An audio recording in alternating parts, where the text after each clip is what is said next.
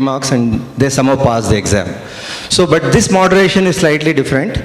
Morning, you heard Mr. Padki talking about how he was able to transform the lives of some young children in Tumkur who were not able to even speak a word in Kannada into social entrepreneurs with a little bit of commitment from either side.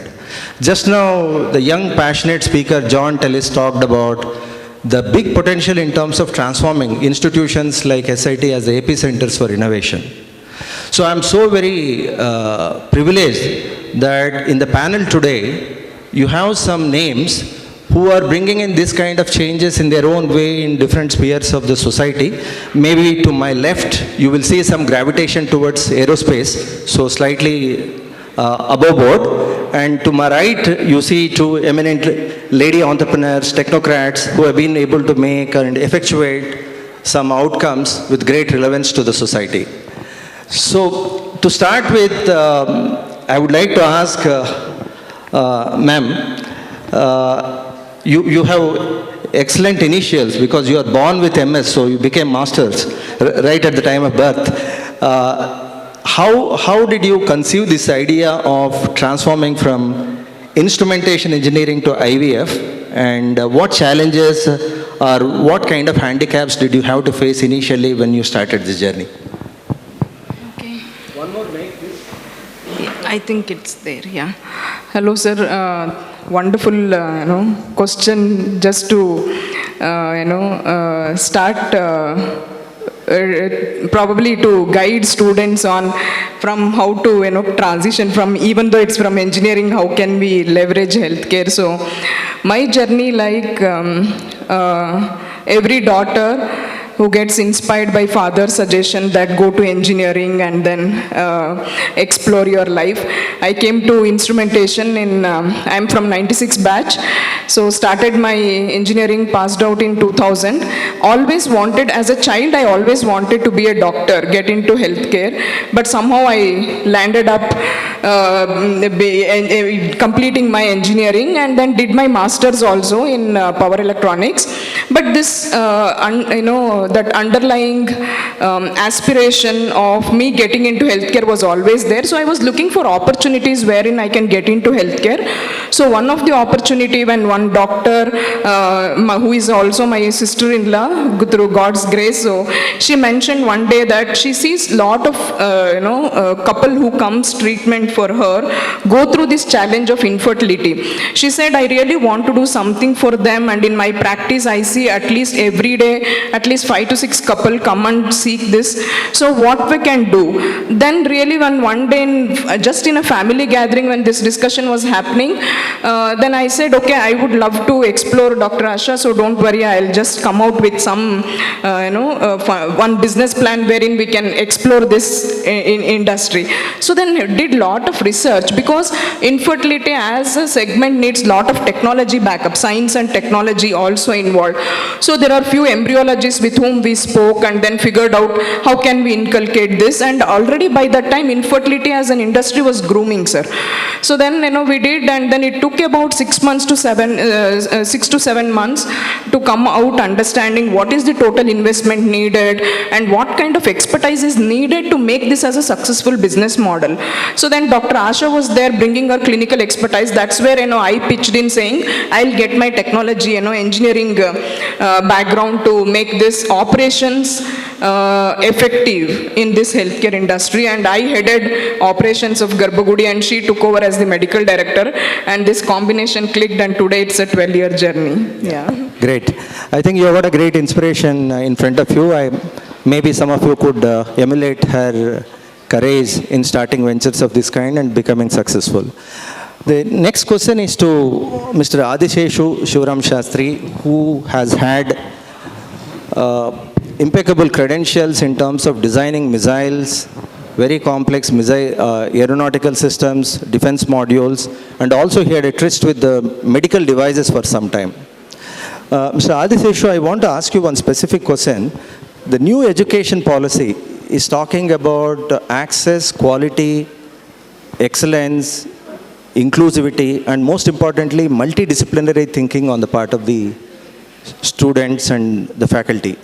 I understand from Dr. Kalpana that you are a topper in the batch and you dabbled with many things outside of your instrumentation engineering.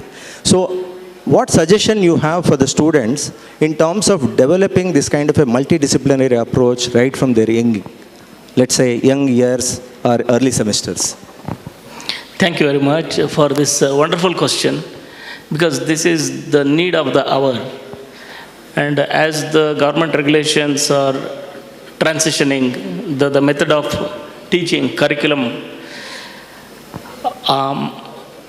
my thought is in the traditional education system, it all used to be completely frameworked and well established, and someone teaches and the other side of the crowd will learn.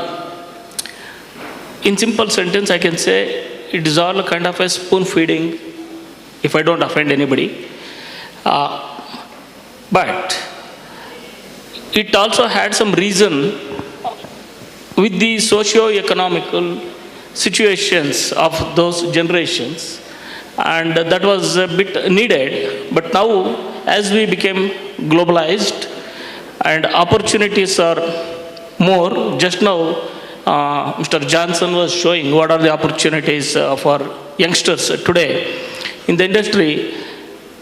The demand what he showed, it poses a challenge for skilling up to that level. The education system has to get on to that level. How do we skill up at 10x speed or maybe 20x speed? So the key here what I see is it should have a very practical approach, hybrid approach, where part of it is only providing the direction instead of teaching and spoon feeding. It is providing directions in the campus, and more than 50% of it is having practical exposure, dudding their hands, and then being very curious and interested, trying out experiments, and then learning it, and also having a mentor-mentee relationship and offline learning, not just a systematic classroom teaching and learning. Instead of that, a lot of self-learning resources are available today. So those things becoming part of the curriculum in itself. The way student is evaluated, it will be probably a percentage of it, lesser percentage of systematic teaching and assignments, and then more than 50% of it is practical implementation, demonstrations, self-learning and exploratory, which are not just limited to the academic excellence. It has to be related to the business environment, because end of the day, whatever we learn, whatever we come up with, some solution or a product, unless it becomes useful to the end customer or end user, it finds a user to the larger community, it will not be appreciable. So that mindset of entrepreneurial mindset also has to be evaluated through the demonstrations.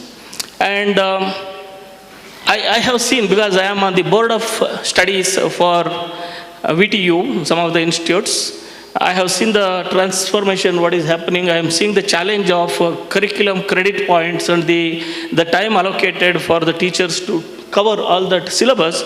So what we are saying is that you have the self-learning curriculum, online learning, and you have the industry, academia related invited talks and seminars, which potentially could give them exposure of learning if they learn systematically with the theoretical explanations. They may take about 100 hours or 80 hours, which can be completed in 4 or 5 hours with practical examples. Because today what was lacking is the practical applications and then the orientation towards how they can improve the implementations, these aspects. So those things will be very, very useful when experts from industry come and present with all those theoretical applications to practical things. and innovative way of designing and delivering the things. So these are some of the elements I really feel will be very useful in the upcoming academic framework. Okay, thank you. In the recent years, I think to be specific from 2020 onwards, the topics like AI, ML, deep learning and analytics have been under the glaring focus of so many policy-making bodies, including UGC, AICTE, and that has translated into many students getting into programs connected with AI and ML, whether they like it or not. Amongst us, there is a technology leader who has worked for nearly 20 years on data modernization and data management. I am not really sure about the meaning of data modernization. For me, the data is always modern. I just wanted from Mrs. Rekha Venugopal,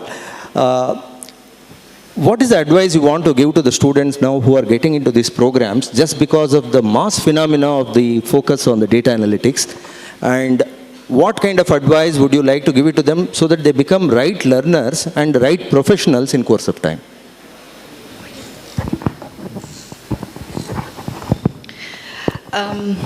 So I just want to take one step back. So, today, science and technology, you cannot imagine your life without science and technology revolving around it, coupled together. Right. So what is science? Science is, it's a study of your entire universe, starting from the smallest molecule to its highest form. Right. And technology is just an application of science. Right. So, and what do a scientist do? What is science? Right. It's all about analysis. It's all about prediction, explanation. It's about understanding the phenomena. So, and technology just simplifies it. So, coming from the finance background, it is, I'm an engineer, but I moved into the finance sector, and if you really look at any large financial institution, large, big or small, they are actually sitting on a big, knowledge of data. So data science, machine learning or artificial intelligence is the only way for them to move forward. And why is that?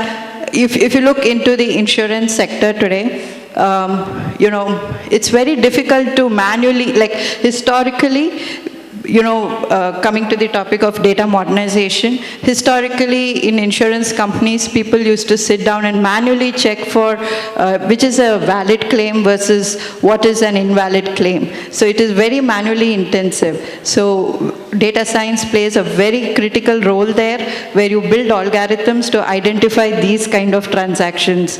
Or if you look at fraud detection, right? So even in the fraud detection, we write programs in such a way that we can identify all the frauds that has happened online and actually build an algorithm to capture these frauds ahead of time so that we are protecting ourselves from risk.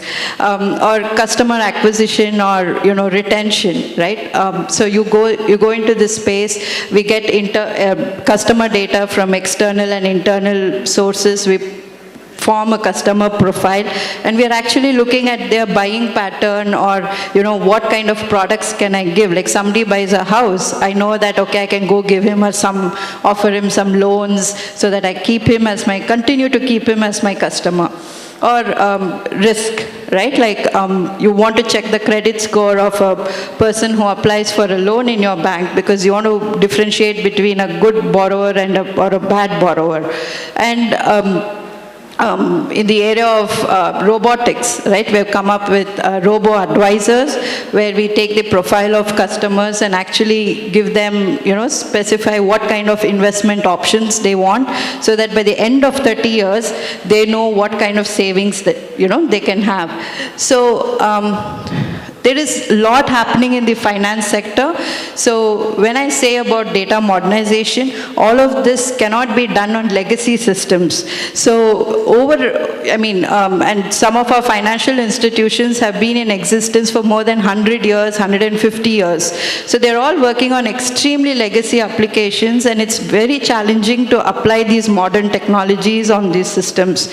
So what we have to do is we have to bring in these technologies, uplift and move these systems into the new applications so that we can run some of these analysis, apply data science algorithms, and make, and be able to change to the market trends. Several years ago, live reporting was absolutely impossible. Today, with cloud infrastructure, live reporting is absolutely possible, and we are able to respond to market changes instantaneously. So my advice, coming to the last part of your question, my advice to all the students out here is you have to have a mindset of innovative thinking. You have to foster a culture of, asking yourself, why am I doing this? How am I doing this? And you have to see the big picture. Today, I have a lot of, we do a lot of campus recruitments. We have a lot of students who come in as interns and then they get converted as employees. But one thing that they always lack is they don't ask enough questions. So it's a very, like I tell you, you do this, you just do it. But you're never going to learn with that mindset. You need to ask, why am I doing this? What's the big picture? Am I just laying a brick in the wall, or am I seeing the full building? So, that would be my advice. Yeah. Okay, thanks ma'am. When she said you ask the questions, don't ask the questions to your neighbors, please ask to the panelists, and you can maintain silence for a few more minutes before we break for the tea. The reason being, whatever is coming from their wealth of experience or pearls of wisdom. And I don't know, a single sentence can spark some kind of a revolutionary thought process amongst you, and who knows, you might be able to emulate them and become as successful as they are now. And one of the alumni members who you should be proud of is Dr. Niranjan Kalyandurg. Having got the undergraduation from a college like SIT TUMKUR, now many times I've heard the CEO, Professor Shivkumariya, talking about your position with a sense of pride, because you are responsible in your current position for some of the most state-of-the-art electronics and defense and aerospace modules that are fulfilling missions of great importance across the world. Now, traditionally, if you look at the way engineering is taught, at least when we were in campuses, 80 to 90% of it is all about learning from the theory in the static classroom sessions. And very rarely we get opportunities to do some things and to fail at that without any fear. So when you got into this kind of a role wherein you are responsible for development of products and systems that have to perform under very challenging environments, did you feel any time handicapped? That's the first question. And do you see any difference between an Indian student who gets into Honeywell technologies vis-a-vis a student who is coming from a European background wherein the education could be very practically oriented? Thank you. And, before I start, let me, if you don't mind, I will stand here because the last time I was here was 38 years ago. It was in a skit. I was in MG Block. I came here and performed, and I think it was a kind of event and a skit. Same place? Yeah, same place. Okay. So that was the last time I came here. Right. So let me try to answer your question this way. Yes, I have spent about 24 years now in Honeywell, and I started off, as you know, when I finished my engineering, I did my MBA, and I was always, after my MBA, I still wanted to go back to engineering for whatever reason, because I always liked it. But when I joined Honeywell, a couple of aspects in the first few years was, when I joined, we were about 100 people, 110 people. And we were building up the capability of aerospace in India. So during that time, when you look at aerospace, right, many of the systems and components we make in aerospace are, they are very critical in the sense that if they fail, the plane will go down. And so you really have to be very, very careful on what you do. But we would get an opportunity to be working on a very small piece of the whole system. So when you do that, you won't understand why you are doing this piece. Of course, I'll give you an example on the electronic side. I'll also give you an example on the mechanical side. So if I'm designing a circuit, which is a power supply of an LRU, and the power supply shouldn't fail, and so I'll have two redundant power supplies, but then I'll have the processor trying to pull in both the power supplies to check if it is fine. So you won't know really why you are doing such a thing, and then you won't know from where are you getting the power. Is there another redundant system on the aircraft for the same? So you won't know that in the beginning.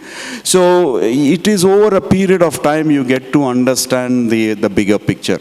And as a student and as a young person, you always want to see how you go ask more. Once you get into any of the organizations, you have to keep asking. Nobody will give the answer straight away. You have to keep asking.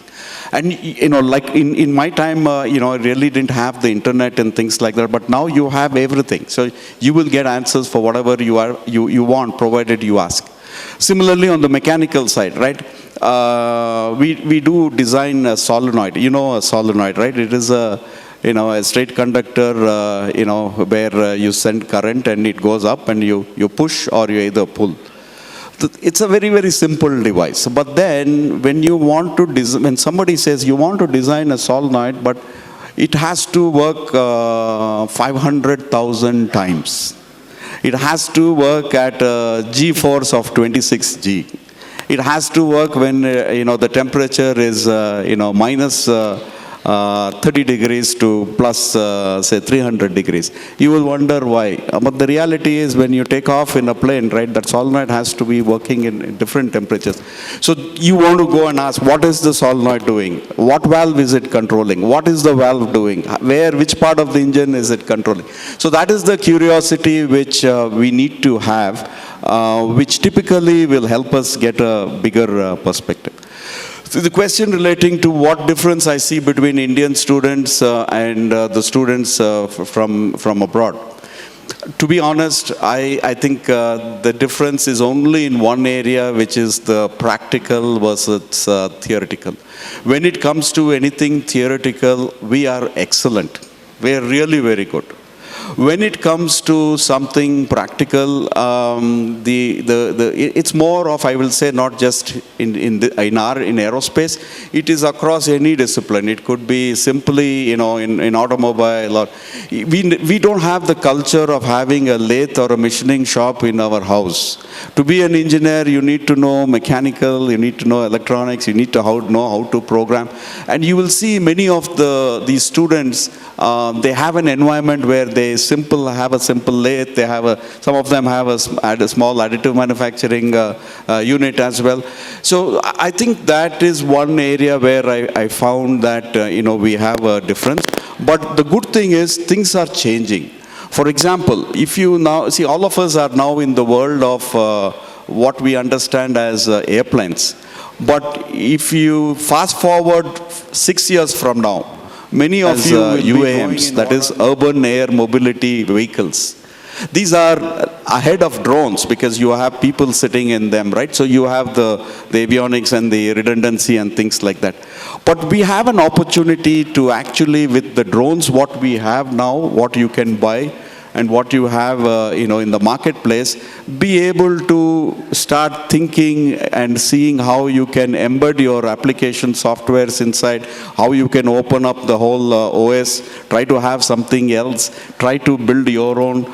As the drone is flying, you can inject something and make it come back, and all of that you want to be doing not on the you should first do it on the computer, of course, but you want to be actually practically doing. So I think that is one area where I believe as a country we are also going, and so I am hopeful that what we lost out on the practical aspect in the area in the past, we will get back that. I hope that has answered the question. Thank you. Thank you. I'd like to ask Mrs. Pushpalata MS. Yeah. Maybe I would like to request her first, please register for doctorate once NEP comes through SIT. So Dr. Pushpalata MS sounds much better. Yeah. Yes, yeah. Ma'am, actually, John Tellis was showing the pyramid of, much cited pyramid of C.K. Prahlad, wherein you can conduct a business with success, with price performance, in an inclusive way, with a holistic approach, in a scalable way. And we have seen highly successful models of Narayana Hrudayalaya as well as Arvind Eye Care, wherein indeed they are doing business, but it looks as though they are doing a charity because the services are made so very affordable. So even in case of your own first-hand or direct experience with IVF, is it possible to make money while you are so very charitable in your disposition?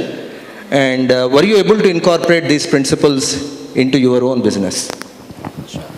I think in the first question when sir asked, he also asked me about the learnings and the challenges from engineering to getting into healthcare. Was that really difficult? I would love to cover that topic. I think I missed it when I was sharing. And the second thing is about how can we make healthcare more affordable and is it really practical? Okay. So the first thing is about the learnings and the challenges. Yes, definitely.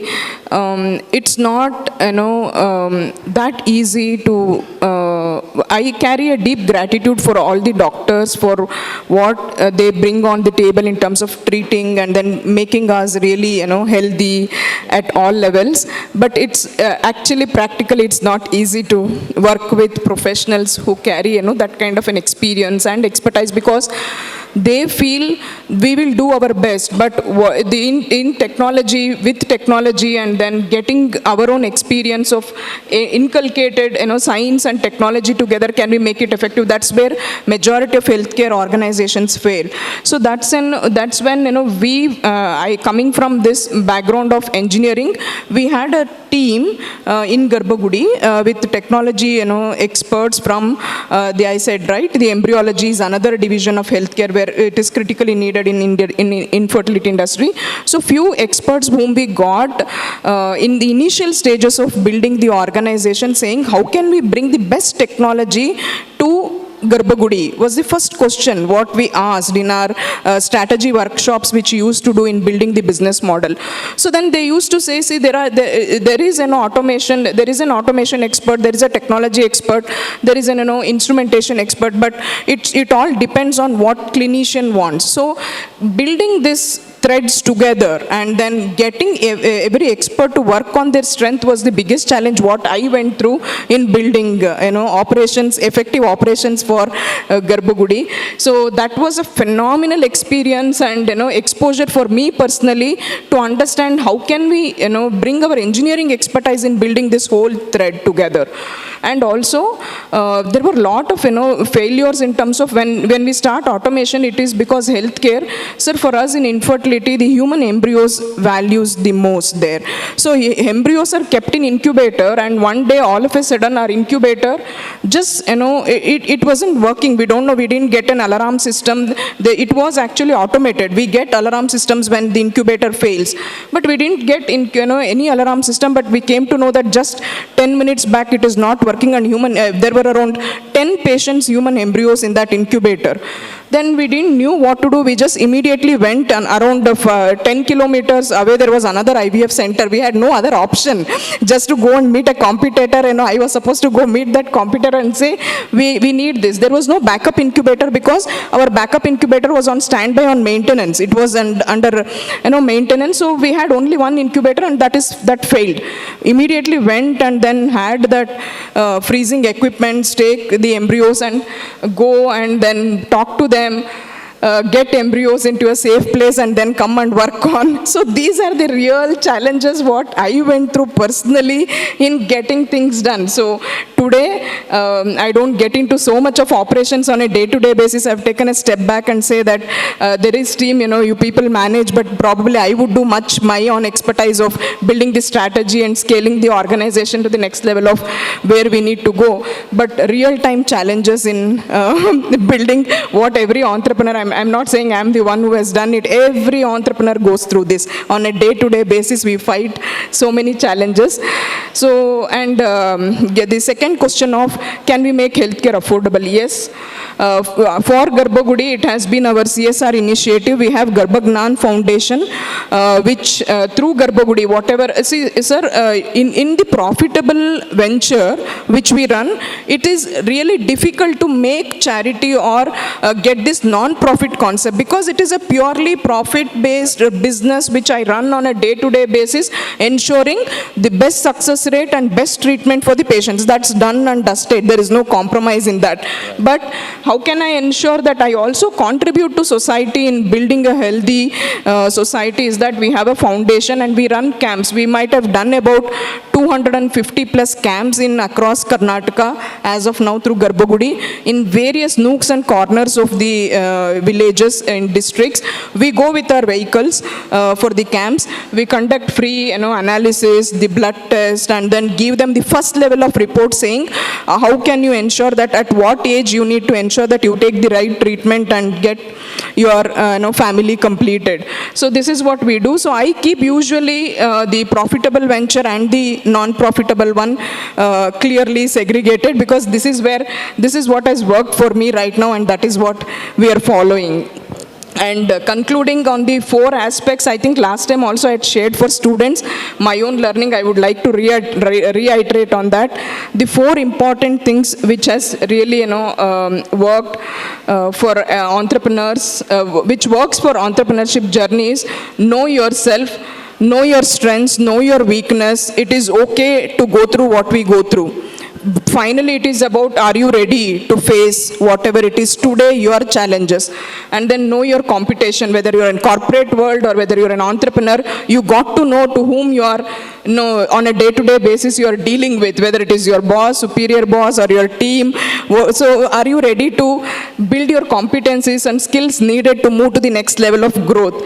And then know your relationships. Finally, it is for all of us, for what we do, all these things, right? It is for our families, for society, and for the stakeholders. All the key stakeholders in your life, are you aligned? So know your relationships and explore, align with them, and then probably maximize it to whatever extent you can, and know your divinity, the one with which I connect on a daily basis. Finally, if you are not happy within, then you will never play your A game in your life. So to play that A game, connect with your divinity. It can be, I don't go with any religion or so. I say whoever is your faith, right? So connect daily basis, at least 5 minutes, so that you are happy within, and then you can give your best. Yeah. I think lots of what you mentioned align with the ethics and the vision of SIT. You people should join me with a nice round of applause, with a clapping for... This is what you have seen. I have not studied here, but I have seen how these elements of sense of purpose and ethics are ingrained into the system right from the early years. So whatever she is doing is a manifestation of that kind of a foundational thinking you had in SIT, I think. Definitely, sir. Hats off to SIT for inculcating right value system at an early age, right? Yeah. Thanks so much. Yeah. I just want to keep the floor open for 2-3 minutes for the questions to be asked to her, Mrs. Pushpalata. In the innovation fostering system that is prevalent in the country today, there is so much of focus on innovation connected with healthcare, making the medical devices as affordable as possible. And the funding from the range of 10 lakhs right up to 50 lakhs are provided by agencies like Department of Science and Technology, Department of Biotechnology, and schemes like BIRAC are already very famous. And even Ministry of Electronics also funds them. These things, they necessarily require a problem to be defined by a clinician or a surgeon or a hospital owner, and then you as an entrepreneur can strive to develop a solution under their mentorship, and while you are going through this journey, you are also paid fixed income by the ministry so that financially you are taken care. This is a wonderful system which government introduced few years ago. I don't know whether Lohit is already practicing that. So all that you need to do is identify a problem which is a pain point in the healthcare sector, connect with your engineering or technology and develop a solution which is clinically relevant. So I'm just relating with whatever story she mentioned about embryology, status and real-time monitoring.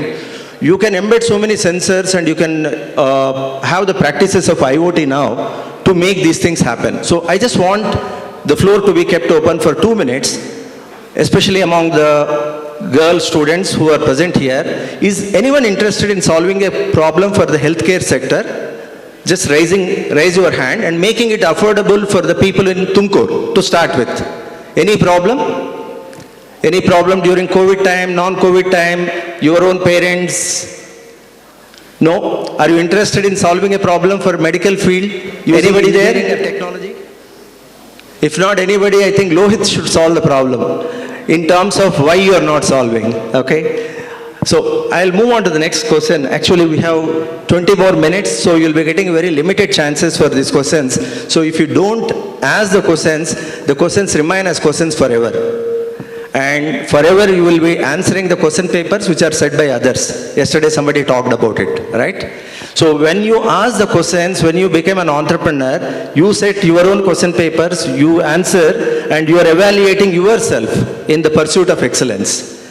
So I want to ask Ms. Rashmi, ma'am, I read one important element in your biodata that you have been advocate for women in technology, okay?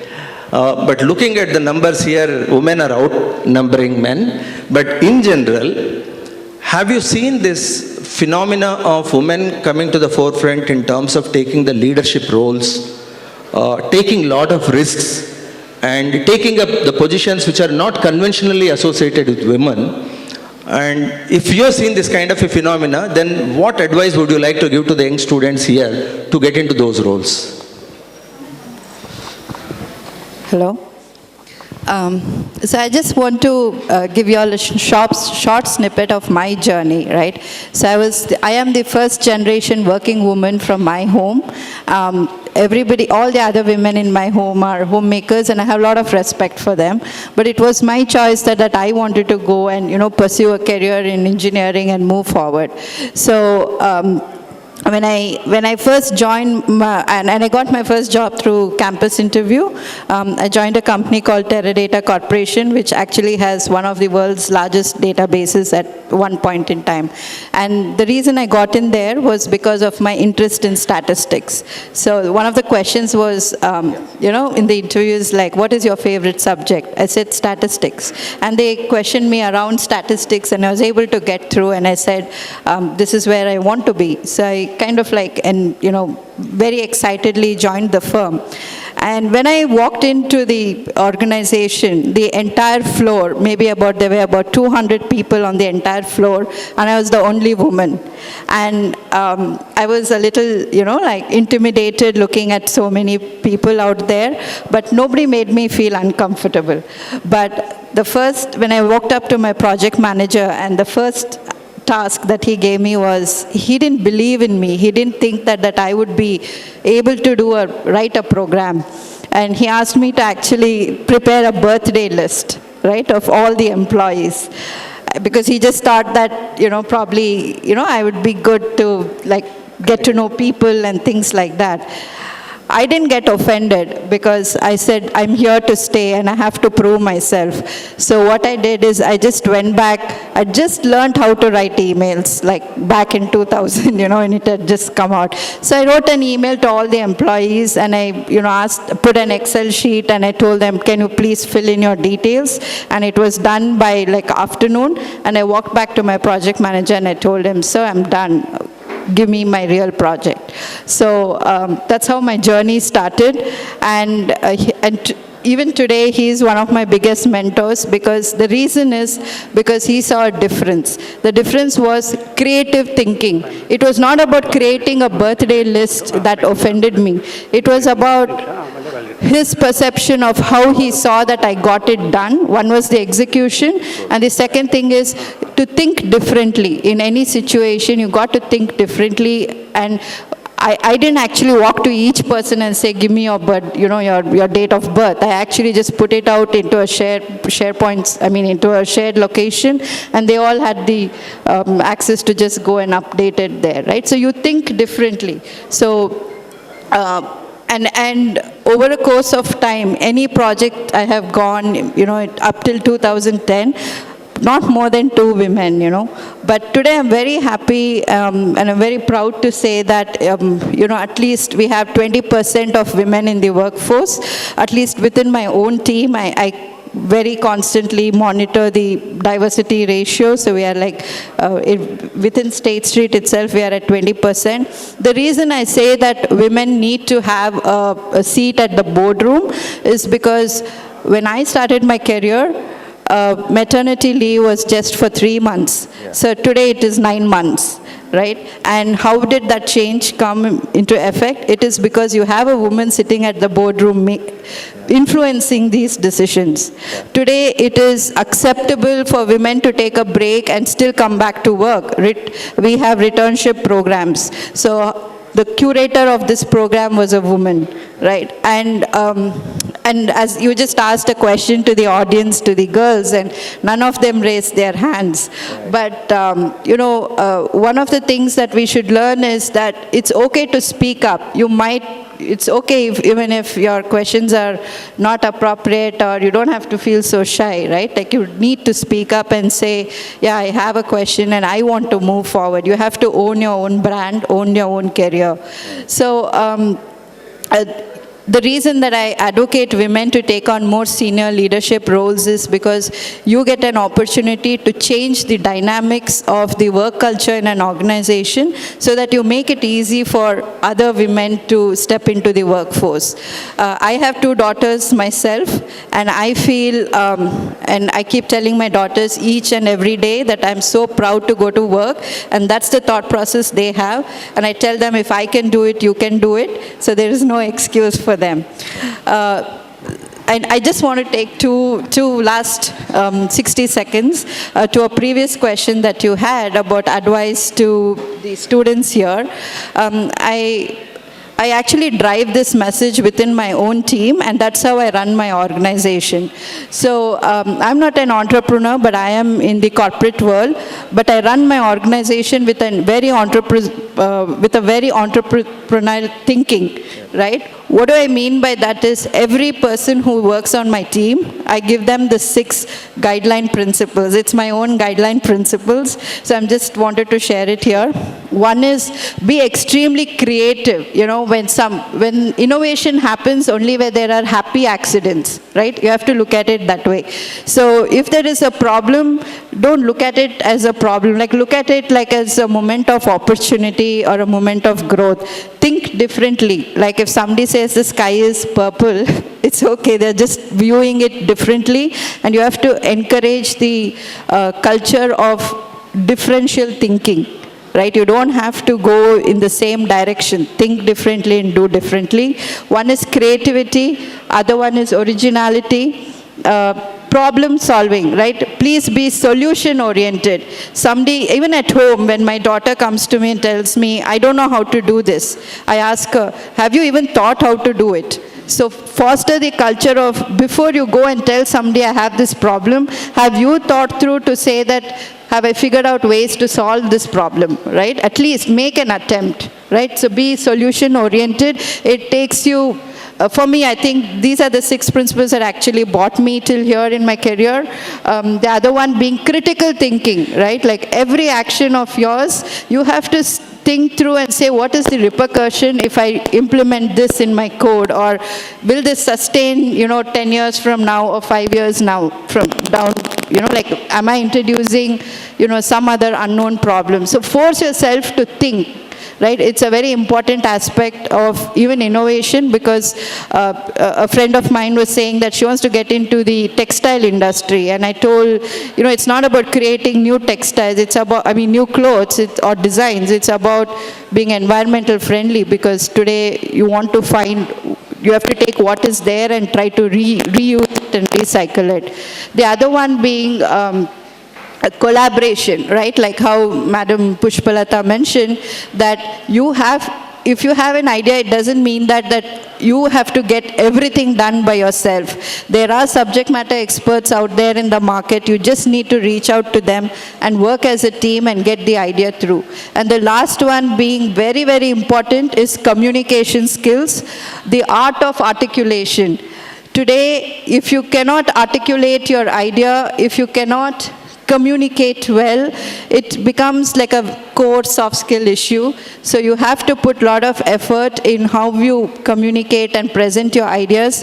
And I think these 6 or 7 are my guiding principles, which I give to my children, my team members at work, and it has helped us immensely.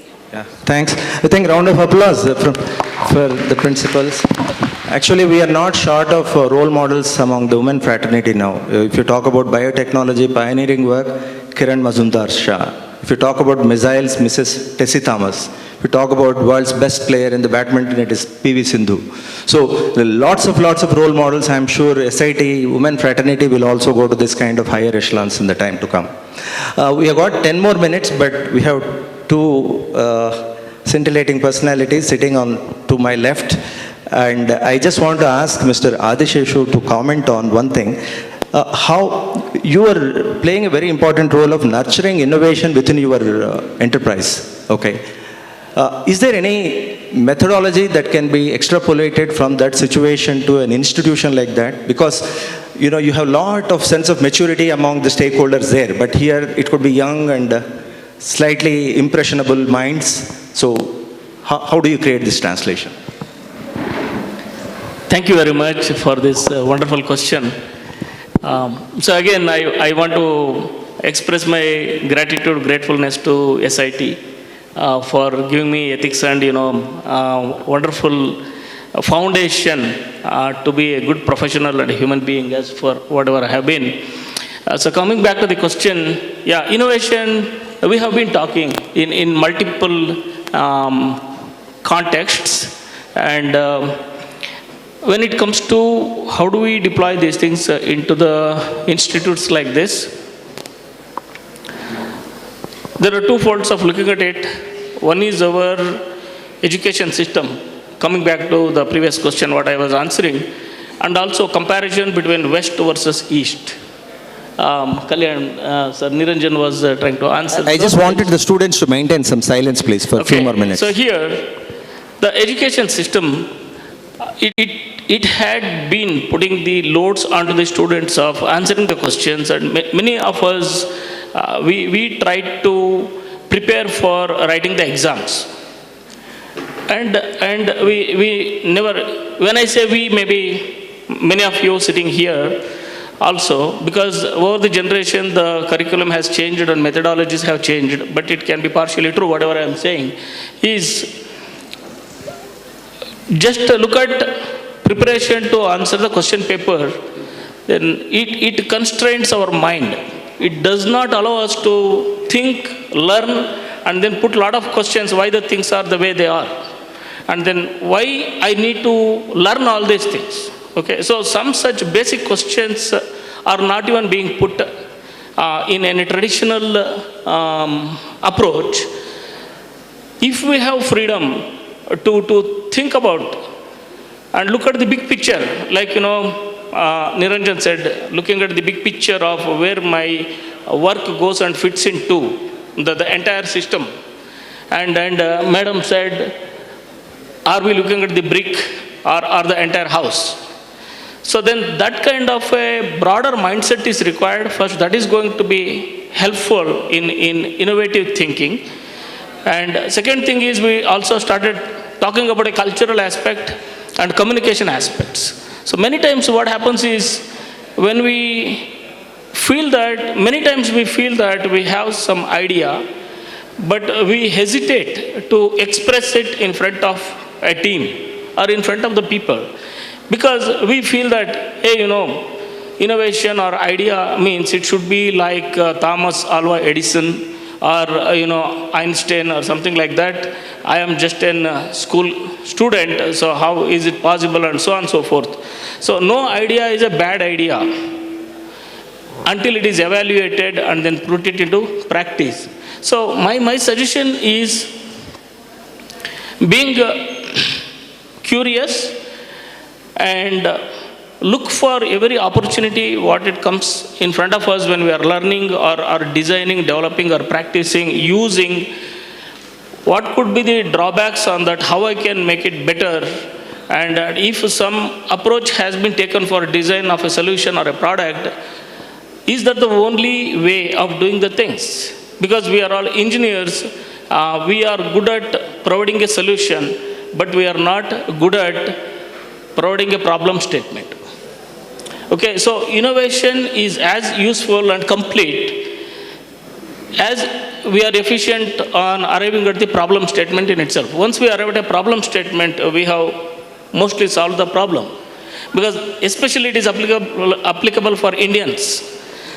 So being curious and understanding, comparing various approaches and comparing various technologies for the same application, and then trying to put one step forward that if I take alternate approach, where does it land? Is it going to give me a benefit in terms of adding another feature or adding another functionality or designing it in a better way, and maintainability, safety, so on and so forth. There are various aspects which are going to be as a requirement.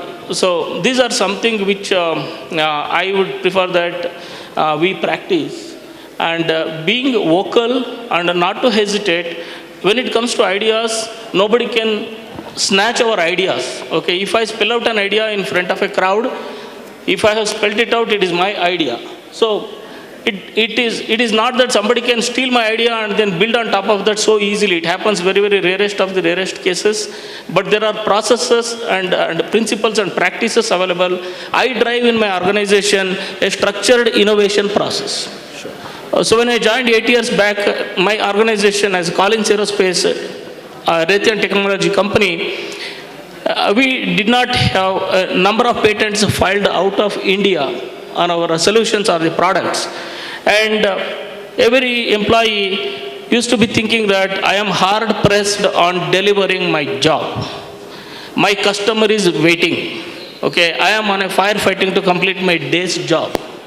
Then when we started deploying this structured innovation process, their mindsets transformed, their mindsets changed. Whatever the work they do, on the back burner, they always have on the back of their mind that what is that new I am doing.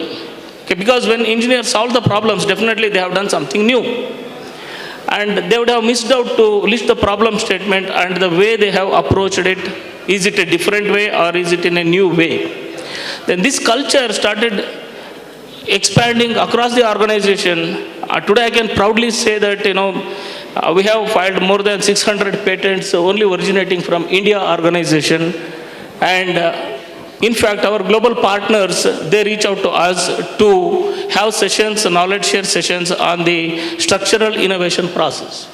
So the process says that understand the customer, understand the problem, and then do competitive analysis, benchmark it, identify the gap, and then come out with the ideas, then evaluate the ideas for various parameters, feasibility, business acumen, so on and so forth, and then realize it, protect it as a intellectual property, or come up with a prototype, introduce it to the product or a solution. So coming to West versus East, this innovation culture is built into in the institutes itself, in the schools in the West.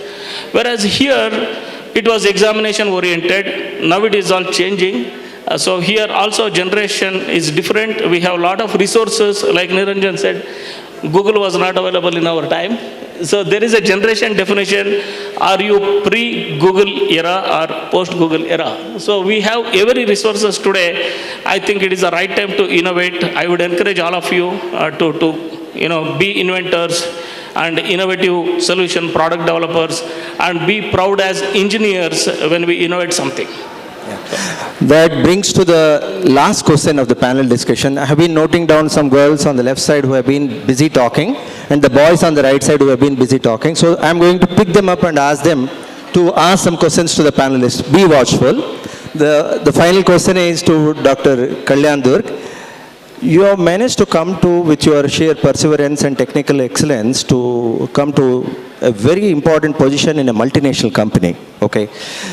Technical excellence, proficiency are some of the things which are taught in the curriculum. Okay.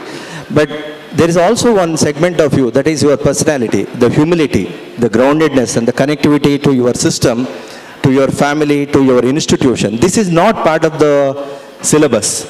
So how important is this culture-related aspect in terms of molding yourself and in terms of becoming a human being who is going to be a value-adding, you can say, component of the society? It's a tough question, but let me answer your question. But before that, I just wanted to talk about one very important aspect for you as students, which you have to keep in mind. I learned this much later. If I was now 38 years ago and I'm sitting here, if somebody had told me, it would have been very helpful for me.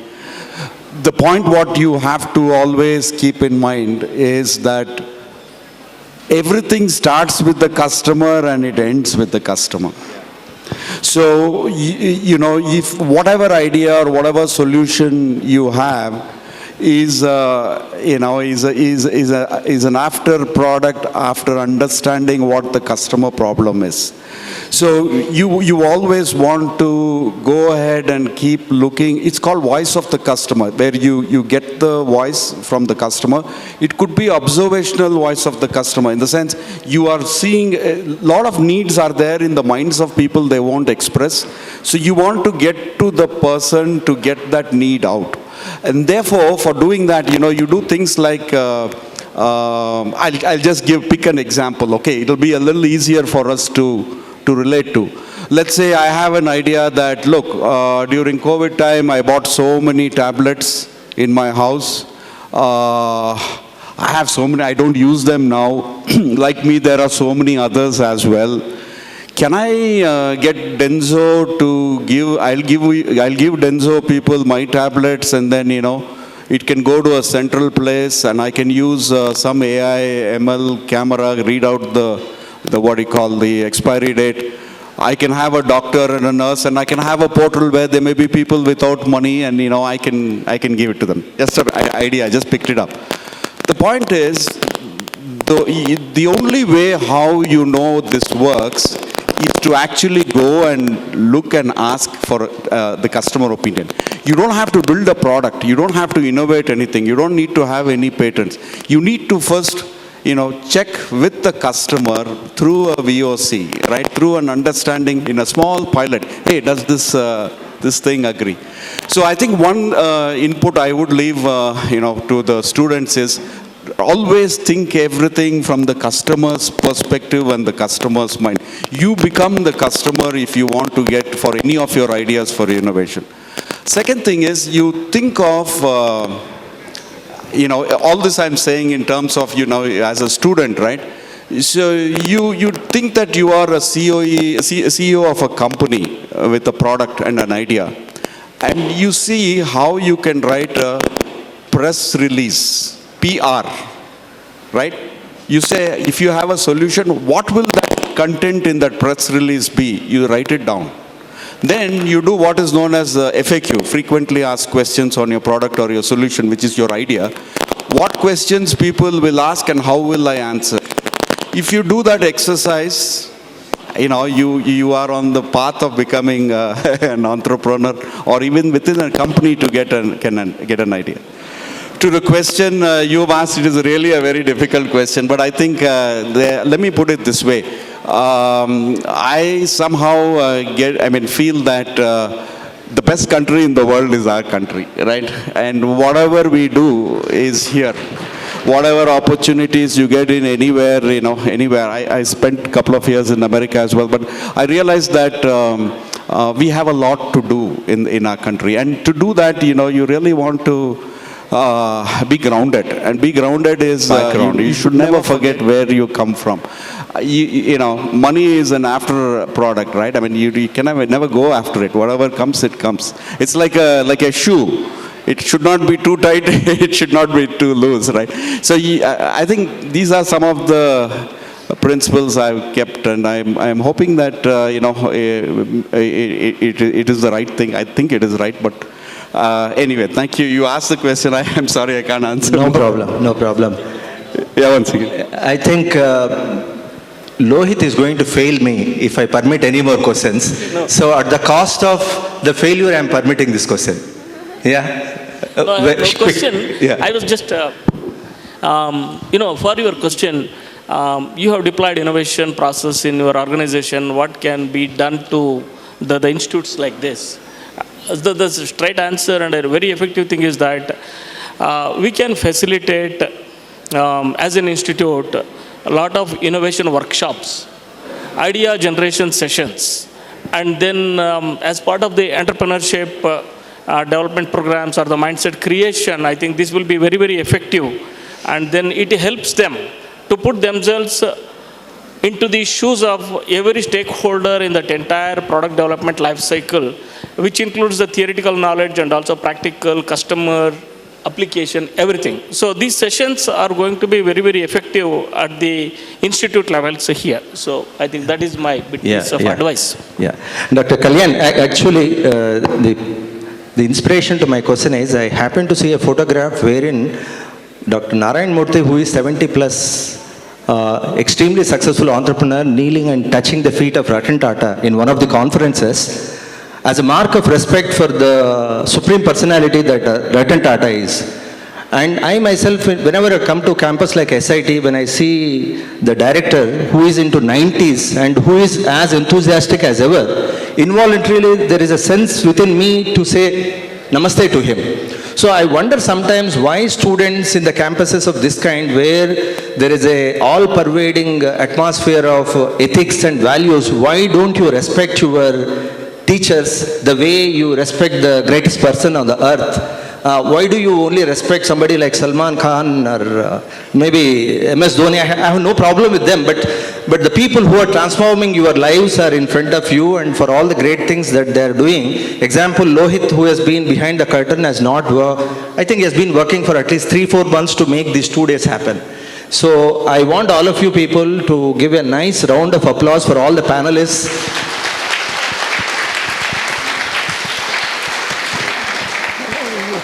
Who came out of your own portals to occupy this position, and also to the faculty members like Dr. Lohit and so many other people who work tirelessly to make this happen. Thanks a lot. Thank you, sir. Thank you. It's a wonderful panel discussion which you moderated, panel discussion that you moderated now. And also, I thank all the panel members who are proud alumni of our institute. On behalf of our SIT and TBI, we wanted to honor you. I request Dr. Kalpana Madam and also Dr. KV Suresh. Yeah.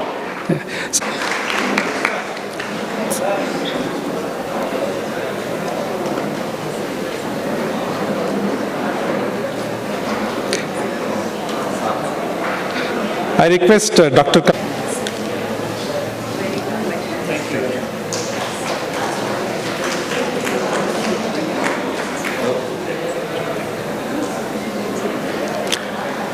I request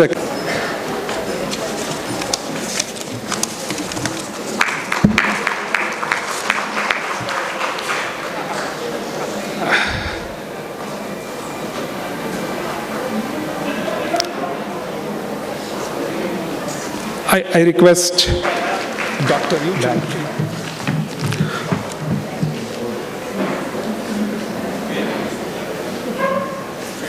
Thank you. Thank you.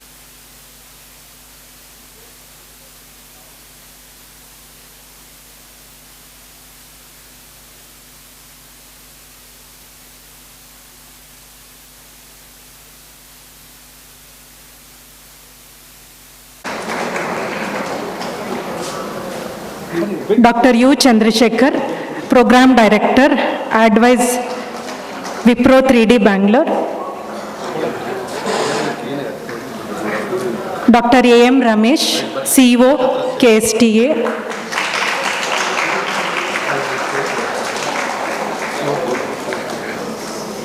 Dr. S. V. Dinesh, Principal, SIT. Dr. K. C. Shashidhar, Head, Agriculture Engineering, University of Agricultural Sciences, Shimoga. Dr. Lohit, Convener, NCSTS 2022, SIT.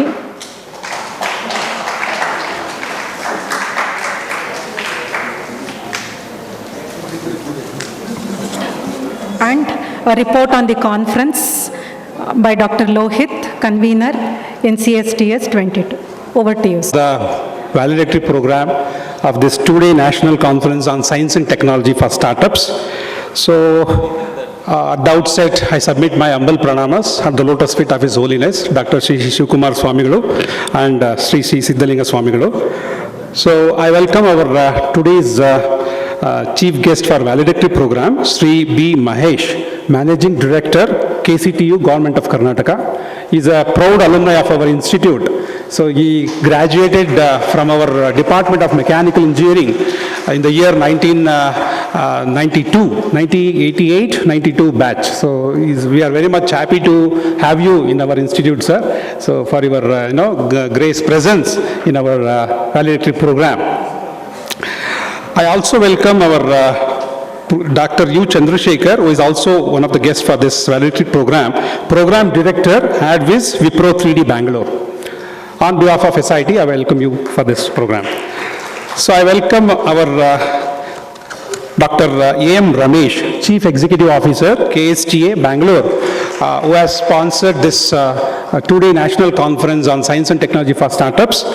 And we also welcome Dr. K. C. Shashidhar, who is head of Agriculture Engineering, so of University of Agricultural Science, Shimoga. I welcome our beloved principal, Dr. S. V. Dinesh, for this program. I also welcome all the delegates, head of the various departments and faculty coordinators, conveners of various committees for this program, and also student participants of SIT and also other institutes. So before we proceed, let me just give you the brief about this, summary of this conference, what has happened over these 2 days. This is a program on science and technology for startups. The theme which we selected was relevant because we have technology business incubator in our institute, which is to promote startups, nurture startups. In line with this, we took the theme in line with this technology business incubator activity that we are doing from the last 5 years. So as a result of this, Dr. Ayyappan, the chairman of KSTA, was kind enough to identify our institute and gave the chance for conducting this two days conference. We got a good response from different institutes of the state. We had around 134 participants across 35 different institutes from the state. Out of that, there were 219 participants also who presented their poster, their project work in the form of a poster. And this happened on 19th July, so just one day before the inauguration of this program. We requested 2 judges for each of the stream. There were 3 streams, physical, mathematical science as one stream, and engineering as a second stream, and chemical and chemical sciences as the third stream. So we invited 2 judges from the colleges, which is not from, this is outside our institute. So they were from other institutes and they came and evaluated the posters, and they gave they have selected. We have not seen anything what they have done. So we are just to open that and we have to see which are the best posters that has been awarded. So this is the thing. And apart from this, after the inaugurations, we had several distinguished speakers who spoke about different areas related to science and technology. So we had Mr. Suhas Gopinath, CEO Globals, who spoke about deep tech and entrepreneurship. So he addressed our delegates in a virtual mode. He was not able to, come to this institute because of his bad health. After that, we had Dr. Jitendra Kumar, Director of Bangalore Bio Innovation Center, who spoke about opportunities and challenges in biotechnology entrepreneurship. Then we had Dr. U. Chandrasekhar, who gave a wonderful lecture on 3D printing. So all these things related to additive manufacturing, all those aspects, he spoke about that.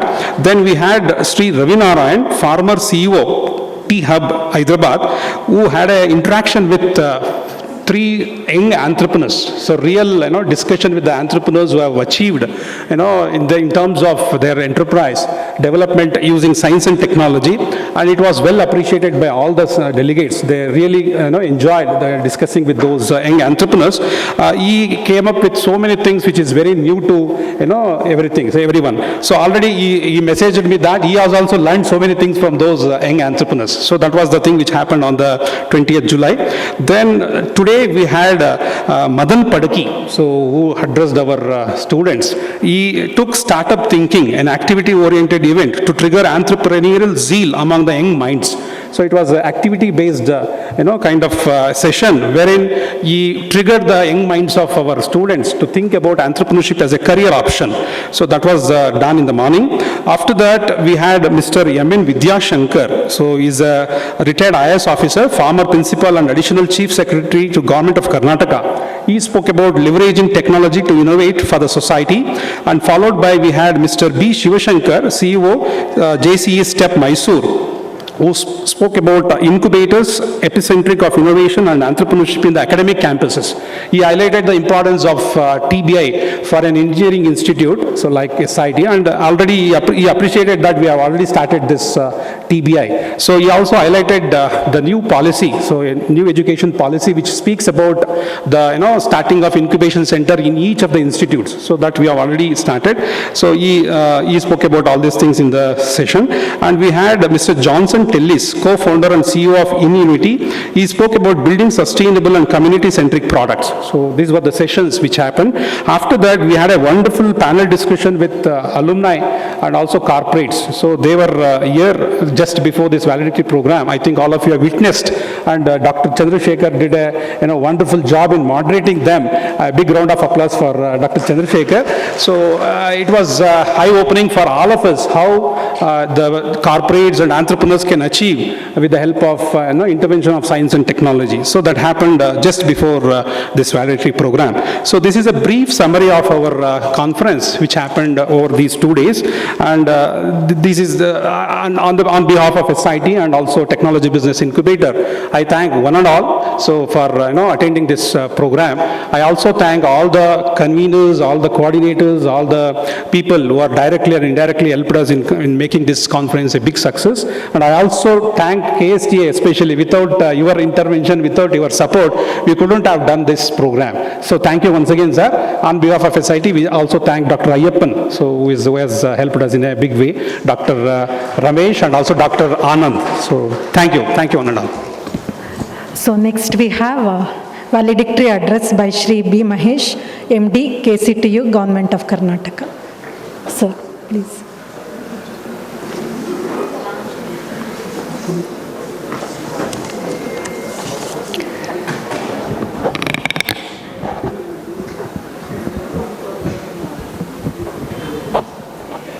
ಎಲ್ಲರಿಗೂ ನಮಸ್ಕಾರ. ಪರಮ ಪೂಜ್ಯ doctor Shri Shri Shivakumar ಮಹಾಸ್ವಾಮೀಜಿಯವರು ಮತ್ತು ಶ್ರೀ ಶ್ರೀ ಸಿದ್ಧಲಿಂಗ ಮಹಾಸ್ವಾಮೀಜಿಯವರ ಪದ್ಮಗಳಲ್ಲಿ ಪಡಬಟ್ಟು ನನ್ನ ಮಾತುಗಳನ್ನು ಪ್ರಾರಂಭ ಮಾಡಲಿಕ್ಕೆ ಇಚ್ಛೆಪಡ್ತೇನೆ. ವೇದಿಕೆಯ ಮೇಲೆ ಇರುವ ಗಣ್ಯರೇ, ಬೋಧಕೇತರ ಸಿಬ್ಬಂದಿ ವರ್ಗದವರೇ, ಎಲ್ಲಕ್ಕಿಂತ ಹೆಚ್ಚಾಗಿ ವಿದ್ಯಾರ್ಥಿ ಬಂಧುಗಳೇ, ಕನ್ನಡದಲ್ಲಿ ಮಾತನಾಡ್ಬೋದಾ? ಎಲ್ಲ ಕರ್ನಾಟಕದಿಂದನೇ ಅಂದ್ಕೊಂಡಿದ್ರೆ ಇಲ್ಲ ಇಂಗ್ಲೀಷಲ್ಲಿ ಮಾತಾಡಿದ್ರೆ English so I will prefer Kannada.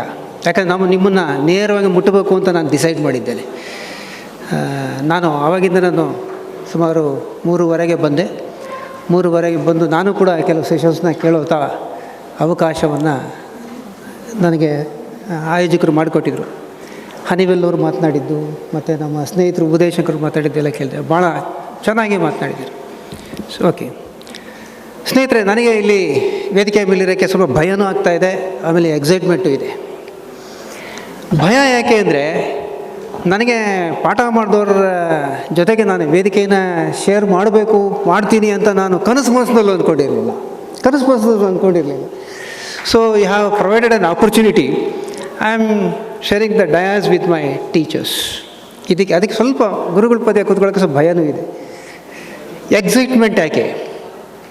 This is the 6th time I am on this stage. 4 times I was consecutive topper from 88 to 92, BE Mechanical-nalli. So every year they used to give me certificate and memento. So ಆವಾಗ ನಾನು 4 ಸತಿ ವೇದಿಕೆ ಮೇಲೆ ಬಂದಿದ್ದೆ. 5th time ಸ್ವಾಮೀಜಿಯವರು ನನಗೊಂದು award ಕೊಟ್ಟಿದ್ದರು. ಆವಾಗ ನಾನು 5ನೇ ಸತಿ ವೇದಿಕೆಗೆ ಬಂದಿದ್ದೆ. ಇದು ನನ್ನ 6ನೇ ಸತಿ ನಾನು ವೇದಿಕೆಗೆ ಬಂದಿರೋದು. ಇದಕ್ಕೆ ಅವಕಾಶ ಕೊಟ್ಟಂಥ ತಮ್ಮ ಆಯೋಜಕರಿಗೆ ನಾನು ನಿಜವಾಗೂ ಚಿರಋಣಿ ಮತ್ತು ವಂದಿಸ್ತೇನೆ. So life is full of surprises. This is one such surprise. So okay, coming back to subject. KSTA ಮತ್ತು ನಮ್ಮ ಸಿದ್ಧಗಂಗಾ TBIನವರು ಈ 12ನೇ ನ್ಯಾಷನಲ್ ಕಾನ್ಫರೆನ್ಸ್ ಸೈನ್ಸಸ್ ಟೆಕ್ನಾಲಜಿ ಸ್ಟಾರ್ಟಪ್ಸ್ನ ಆಯೋಜಿಸಿದ್ದಾರೆ. ಇದಕ್ಕೆ ಮೊದಲನೇದಾಗಿ ಅವರಿಗೆ ಅಭಿನಂದನೆಗಳನ್ನು ಸಲ್ಲಲಿಕ್ಕೆ ಇಷ್ಟಪಡ್ತೇನೆ. ಇದು ಒಂದು ಆಪ್ಟ್ ಟೈಮ್, ಸರಿಯಾದ ಸಮಯ ಅಂತ ನನ್ನ ಭಾವನೆ. ಕೇಂದ್ರ ಸರ್ಕಾರ ಇಲ್ಲ ರಾಜ್ಯ ಸರ್ಕಾರ, ನೀವು ಉದ್ಯೋಗ ಹುಡುಕಬೇಡಿ, ಉದ್ಯೋಗ ಹುಡುಕಿ ಅಂತ ಕೂಗನ್ನು ನಾವು ಹೇಳ್ತಾ ಇದ್ದ ಸಂದರ್ಭದಲ್ಲಿ ಇಂಥ ಒಂದು ಕಾನ್ಫರೆನ್ಸು ಬಹಳ ಸಮಯೋಚಿತ ಮತ್ತು ಭಾಳ ಸಂದರ್ಭಕ್ಕೆ ತಕ್ಕನಾಗಿದೆ ಅಂತೇಳಿ ನಾನು ಹೇಳಲಿಕ್ಕೆ ಇಷ್ಟಪಡ್ತೇನೆ. ಇದಕ್ಕೆ ನಮ್ಮ ಆಯೋಜಿಸಕ್ಕೆ ನಮ್ಮ KST ಸ್ನೇಹಿತರಿಗೆ ಮತ್ತು ನಮ್ಮ SIT ಎಲ್ಲ ವೃಂದದವರಿಗೆ ನಾನು ಮತ್ತೊಮ್ಮೆ ಅಭಿನಂದನೆಗಳನ್ನು ಹೇಳಲಿಕ್ಕೆ ಇಷ್ಟಪಡ್ತೀನಿ. ಸ್ನೇಹಿತರೆ, ಈ ಸ್ಟಾರ್ಟಪ್ಸ್ ಮತ್ತು science and technology is a very vast subject. ನಾವು ಗ್ಲೋಬಲ್ ಸಿನಾರಿಯೋನ ನೋಡಿದಂಥ ಸಂದರ್ಭದಲ್ಲಿ 2022ನೇ ಇಸ್ವಿನಲ್ಲಿ ಬಿಗಿನಿಂಗ್ನಲ್ಲಿ ನಾವು ಸ್ಟಾರ್ಟಪ್ನಲ್ಲಿ ಭಾಳ 4ನೇ ಜಾಗದಲ್ಲಿದ್ವಿ. US, China, UK and India. In the beginning of 2022, we surpassed UK. Now globally, we stand 3rd in startup ecosystem, apart from US ಮತ್ತು ಚೈನಾ ಆದಮೇಲೆ. ಸ್ನೇಹಿತರೆ, 2022ರಲ್ಲಿ ನಮ್ಮ ದೇಶದಲ್ಲಿ 103 ಯೂನಿಕಾರ್ನ್ ಕಂಪನಿಗಳಿದೆ. ಬಹುಶಃ ನಾನು ಯೂನಿಕಾರ್ನ್ ಅಂದರೆ ನಾನು ಮತ್ತೆ ಹೇಳೋಕ್ಕೆ ಇಷ್ಟಪಡೋದು, ಇವೆಲ್ಲ ಗೂಗಲ್ನಲ್ಲಿ ನೋಡ್ಕೊಂಡಿರ್ತಾರೆ.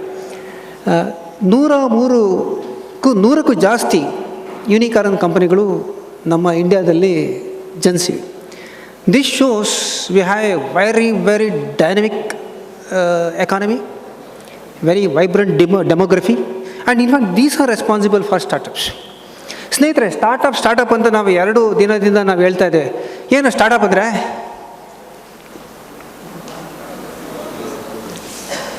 ಸ್ಟಾರ್ಟಪ್ ಅಂದ್ರೇನು?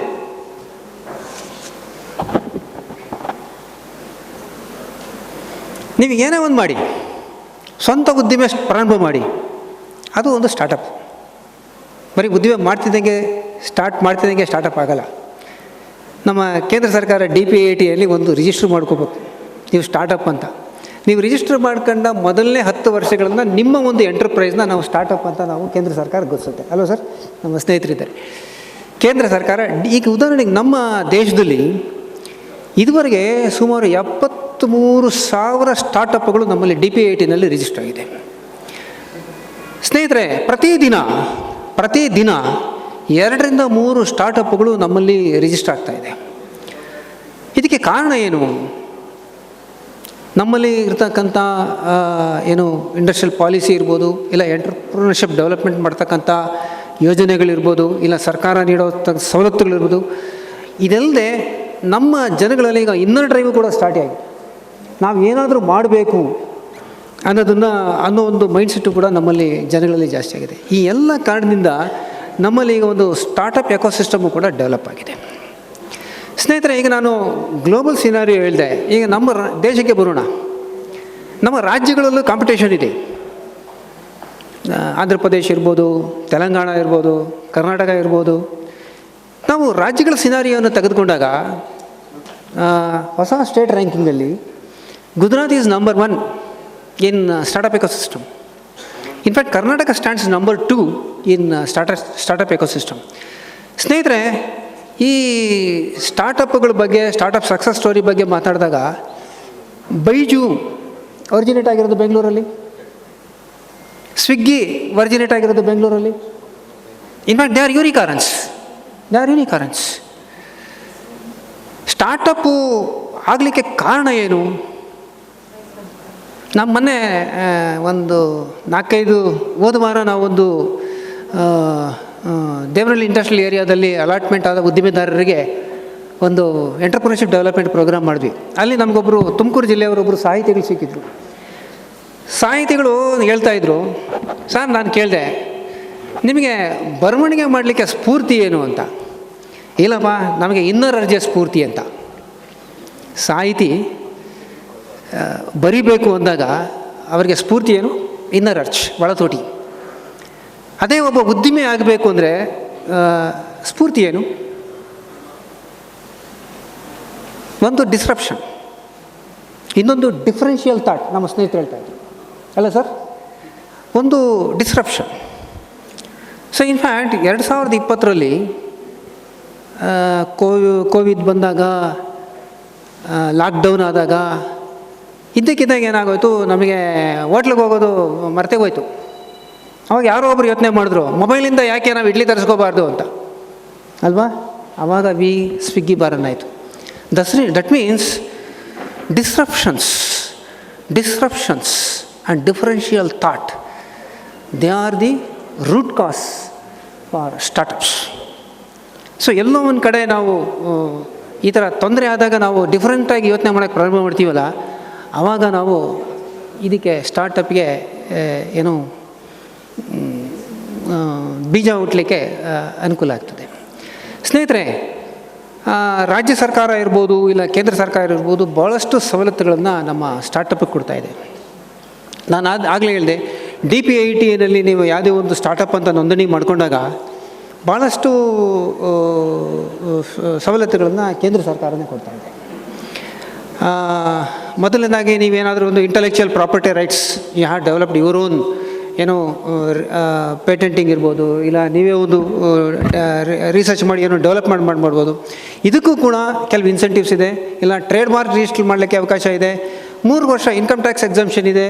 ಆಮೇಲೆ ಫಂಡ್ ಆಫ್ ಫಂಡ್ಸ್ ಇದೆ, ಸೀಡ್ ಫಂಡಿಂಗ್ ಇದೆ. ಈಗ ಮೊನ್ನೆ ಪ್ರಧಾನಮಂತ್ರಿಗಳು ಕಳೆದ ವರ್ಷ ಸೀಡ್ ಫಂಡಿಂಗ್ ಮಾಡಬೇಕು ಅಂತೇಳಿ ಏನು ಅವರು ಅನೌನ್ಸ್ ಮಾಡಿದ್ದಾರೆ. ಈ ಥರ ಹಲವಾರು ಸವಲತ್ತುಗಳನ್ನು ನಾವು ಸ್ಟಾರ್ಟಪ್ಗಳಿಗೆ ಕೊಡ್ತಾ ಇದ್ದೇವೆ. ಸೊ ಈ ಥರ ಒಂದು, ಈಗ ನನ್ನ ಅನಿಸಿಕೆ, ನೀವೇನಾದರೂ ಒಂದು ಉದ್ದಿಮೆಯನ್ನು ಪ್ರಾರಂಭ ಮಾಡಬೇಕು ಅಂದರೆ I think this is the right time. ಕೇಂದ್ರ ಸರ್ಕಾರ ಇವತ್ತು Atmanirbhar Bharat, vocal for local, make in India, so much stress, ಅಷ್ಟೊಂದು ನಾವು ಒತ್ತು ಕೊಡ್ತಾ ಇದ್ದೇವೆ. ಬಹುಶಃ ಇದು ನನಗೆ ಅನಿಸ್ತದೆ ಬಹಳ apt time to start your own enterprise. ಇದಲ್ಲದೆ ರಾಜ್ಯ ಸರ್ಕಾರವೂ ಕೂಡ ತನ್ನ ನಮ್ಮ ಕೈಗಾರಿಕಾ ನೀತಿನಲ್ಲಿ ಸ್ಟಾರ್ಟಪ್ಸ್ಗೆ, ಪರ್ಟಿಕ್ಯುಲರ್ಲಿ ಮೈಕ್ರೋ ಸ್ಮಾಲ್ ಮೀಡಿಯಮ್ ಇಂಡಸ್ಟ್ರಿಗೆ ಸಾಕಷ್ಟು ಸವಲತ್ತುಗಳು ಕೊಡ್ತಾ ಇದೆ. Like subsidising land registration exemptions, stamp duty exemptions, then GST advances. Like that we have so many incentives to micro small medium enterprises. ಸ್ನೇಹಿತರೆ, ಈ ಸ್ಟಾರ್ಟಪ್ ಏನೋ ಒಂದು ಐಡಿಯಾ ಇರುತ್ತೆ, ಏನೋ ಒಂದು ಮಾಡಬೇಕು, ಇಲ್ಲ ಇದು ವರ್ಕ್ ಆಗುತ್ತೆ, ಇದು ಆಗಬಹುದು ಅನ್ನೋ ಒಂದು ಐಡಿಯಾ. ಈ ಆಗಬಹುದು ಅನ್ನೋದನ್ನು ನಿಜವಾಗೂ ಮಾಡಬೇಕು, ಆಗಲೇಬೇಕು, ಕಮರ್ಷಿಯಲೈಸೇಷನ್ ತೆಗೆದುಕೊಂಡು ಹೋಗಬೇಕು. ಅದನ್ನೇ ನಾವು ಸ್ಟಾರ್ಟಪ್ ಅನ್ನೋದು. ಐಡಿಯಾಗೆ ಉಳಿದ್ರೆ, ಐಡಿಯಾ ನಿಮ್ಮ ತಲೆನಲ್ಲೇ ಉಳಿದ್ರೆ ಅದು ನಿಜವಾಗೂ ಸ್ಟಾರ್ಟಪ್ ಅಲ್ಲ. ಈ 2 ದಿವಸಗಳ ಕಾನ್ಫರೆನ್ಸ್ ಏನಾಗಿದೆ, ಬಹುಶಃ ಐಡಿಯಾನ ಹೇಗೆ ನೀವು ರಿಯಲೈಸ್ ಮಾಡಬೇಕು ಅನ್ನೋದನ್ನು ಬಹುಶಃ 2 ದಿನಗಳಲ್ಲಿ ಹೇಳಿದ್ದಾರೆ. ನಿನ್ನೆ ಫಸ್ಟ್ ಸೆಷನ್ ನಮ್ಮ ಸುಹಾಸ್ ತೊಗೊಂಡಿದ್ದಾರೆ. Suhas was the youngest CEO in India. Suhas Gopinath was the youngest CEO in India. So ಬಹುಶಃ ಸುಹಾಸ್ ನನಗನ್ನಿಸ್ತದೆ ಒಳ್ಳೆ ಇನ್ಪುಟ್ ಕೊಟ್ಟಿರ್ತಾರೆ. ಅದಲ್ಲದೆ ನಮ್ಮ ಪ್ರೊಫೆಸರ್ ಸಡಗೋಪನ್ ಸಾಹೇಬರು ಕೂಡ ಭಾಳ is a very learn person, very simple guy and very learn person. ನೆನ್ನೆ ಅವರು ಕೂಡ IT ಸೆಕ್ಟರ್ ಬಗ್ಗೆ ಭಾಳ ಮಾತಾಡಿದರು. ಆಮೇಲೆ Mohan Padaki is a very forceful speaker. I have listen to many times.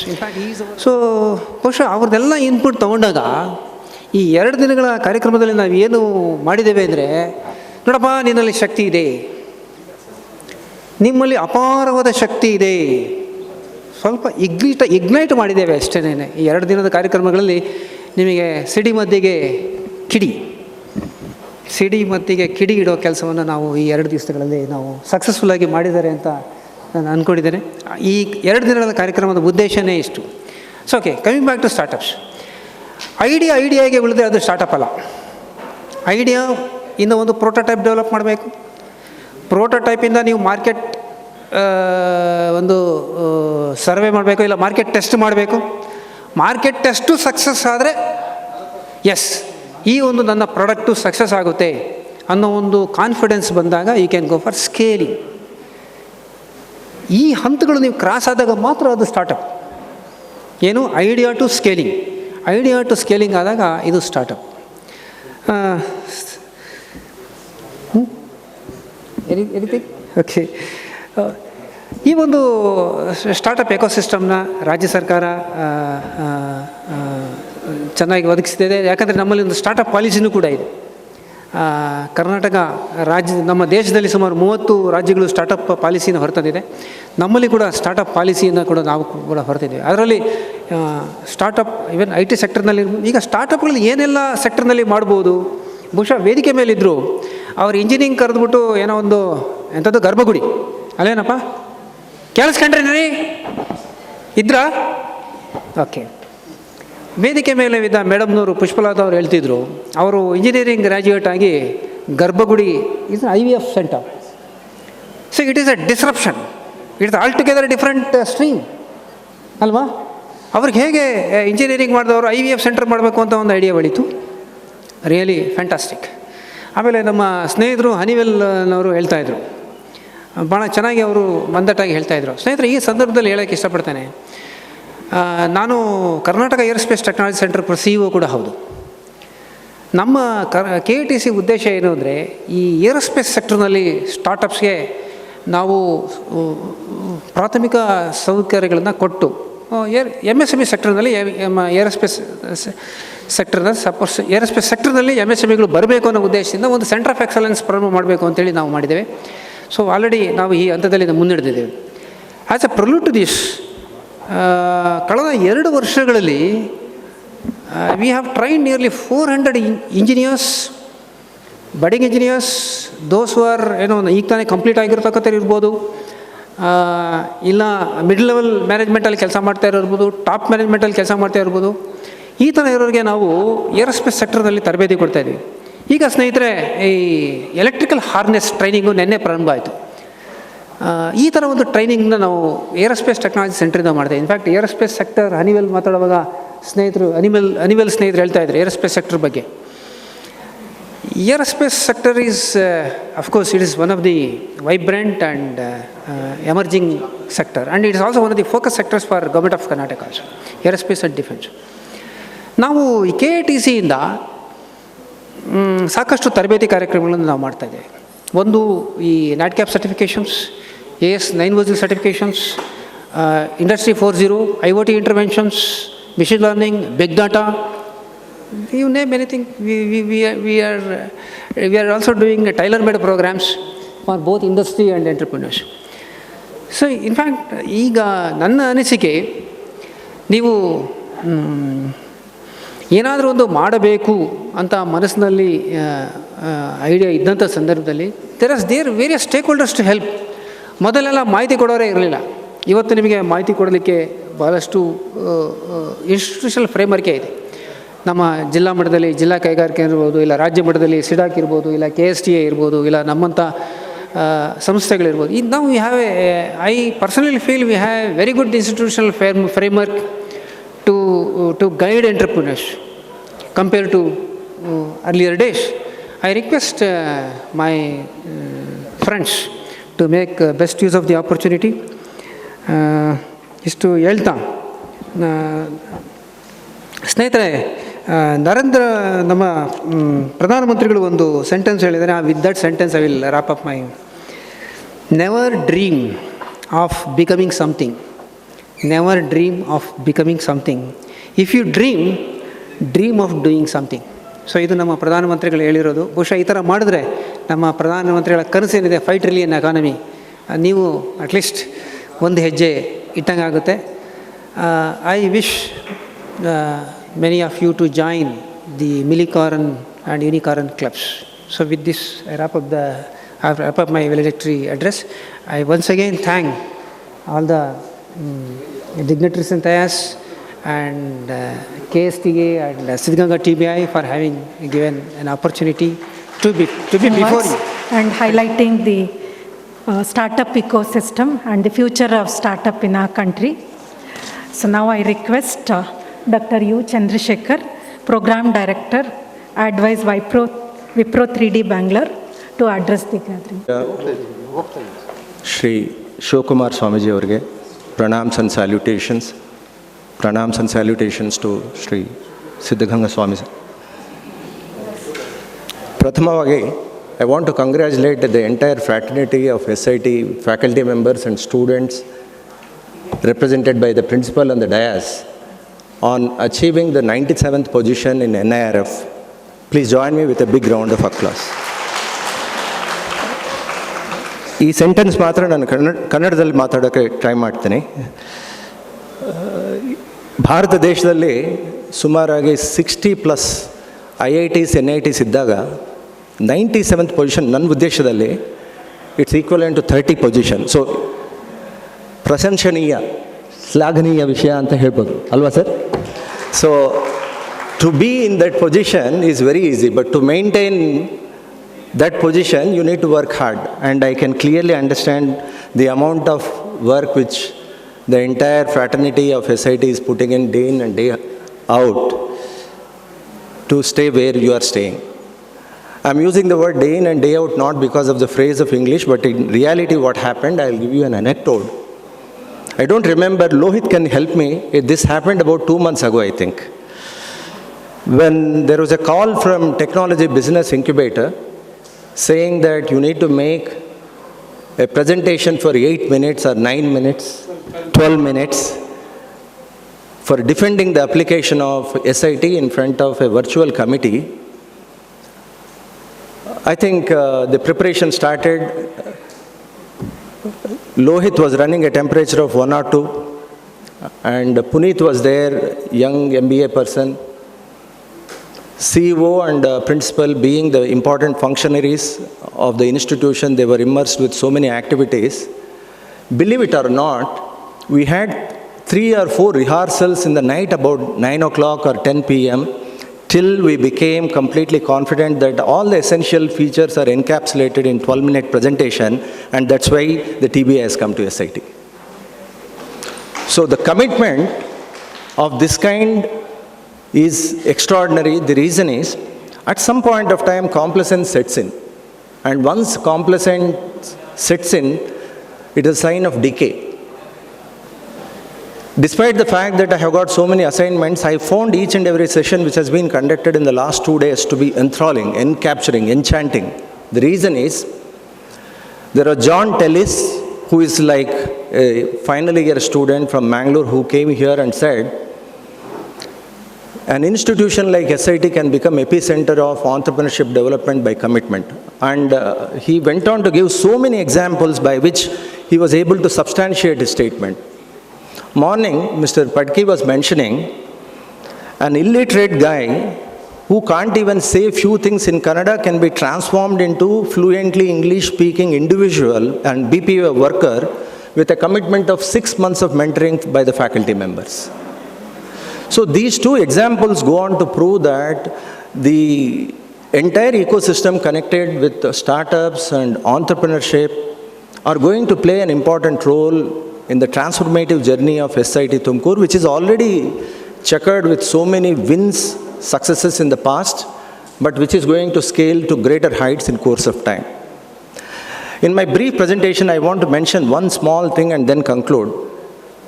This is not a story, this is a very recent news item.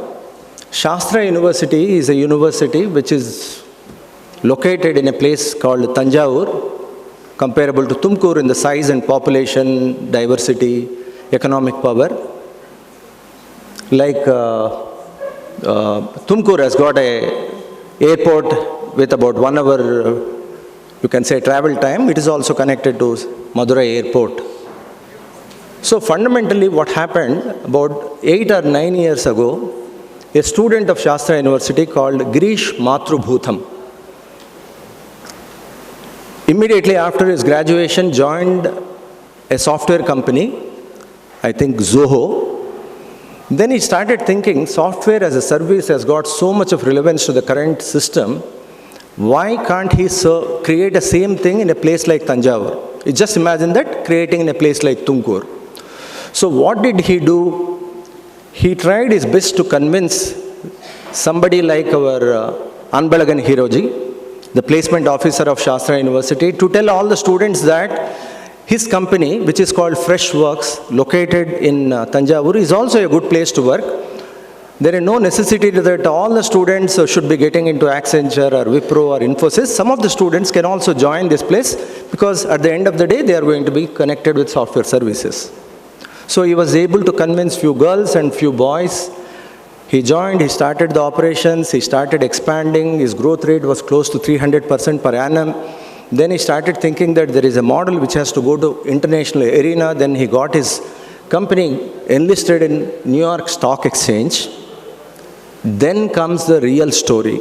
500 of the students from Tanjavur, Shastra University, who were his initial set of employees, because of the stock options, became overnight multi-crore-patis. Not a single word which I am saying is a dramatization or a story. It is all the truth, which is revealed in several newspapers, including a cover story in Economic Times. So it makes me think, why should we not dream of a situation wherein a student from SIT, with the manpower sourced from SIT, creates an equivalent of an Infosys headquartered in TUMKUR, and in the bargain it may become unicorn, and in the bargain thousands of students of SIT become multi-crore-patis. It's a great dream, but it can also be translated into vision. So I really feel that the incubation startup related ecosystem is not an addendum or an ancillary which has to stay in one corner of the campus. I am against that. Actually, I feel that it should be ingrained into the DNA of the system. The reason many speakers already amplified this topic. If there are 100 people in the community, in a fraternity, not all the 100 members want to become employees of the organization forever. There are at least 15 to 20% of the people who want to think differently, tread a different path, take risks, get into a journey which is very exploratory in nature. Same thing is going to happen to SIT students. Every batch you take today, we had wonderful gathering of people from Honeywell Technologies, Collins Aerospace, Garbhagudi, who are all part and parcel of the same ecosystem, who went on to secure the highest echelons in their own professional careers. So I'm of the conviction, I am of the assumption that many students of SIT in course of time, with your tutoring, may get a degree in BTech, may get BTech or MTech degree with the affiliation to VTU, but they may tread a different path in terms of creating a startup. And this is going to be a feature which is going to be more and more accepted as the students, as the parents, as the peers start accepting this as a norm of life. And hence what I feel is, luckily, there is also one more remarkable thing which has happened in the recent times. In SIT, it is one of the 47 or 49 institutions which has been chosen for very prestigious Idea Lab program, wherein students from the first semester can walk in and translate his idea into proof of concept without any fear of failure. So just imagine that 100% of the students in the first semester get into Idea Lab, work in the day or night, work on different ideas, translate them into physical models and prototypes, and maybe some of them come to the forefront as market-ready products or business-ready solutions. How fantastic is that vision going to be? And this is going to happen. Luckily, in the system today, which is supported by Karnataka state government as well as the government of India at the highest level, many ministries, including Ministry of Science and Technology, Department of Biotechnology, Ministry of Electronics and Information Technology, BIRAC, Department of Environment, Ministry of Petroleum, DRDO, Department of Space, so many people have got schemes to help you translate idea into the proof of concept. If you have got a proof of concept, you can translate into high technology readiness level product.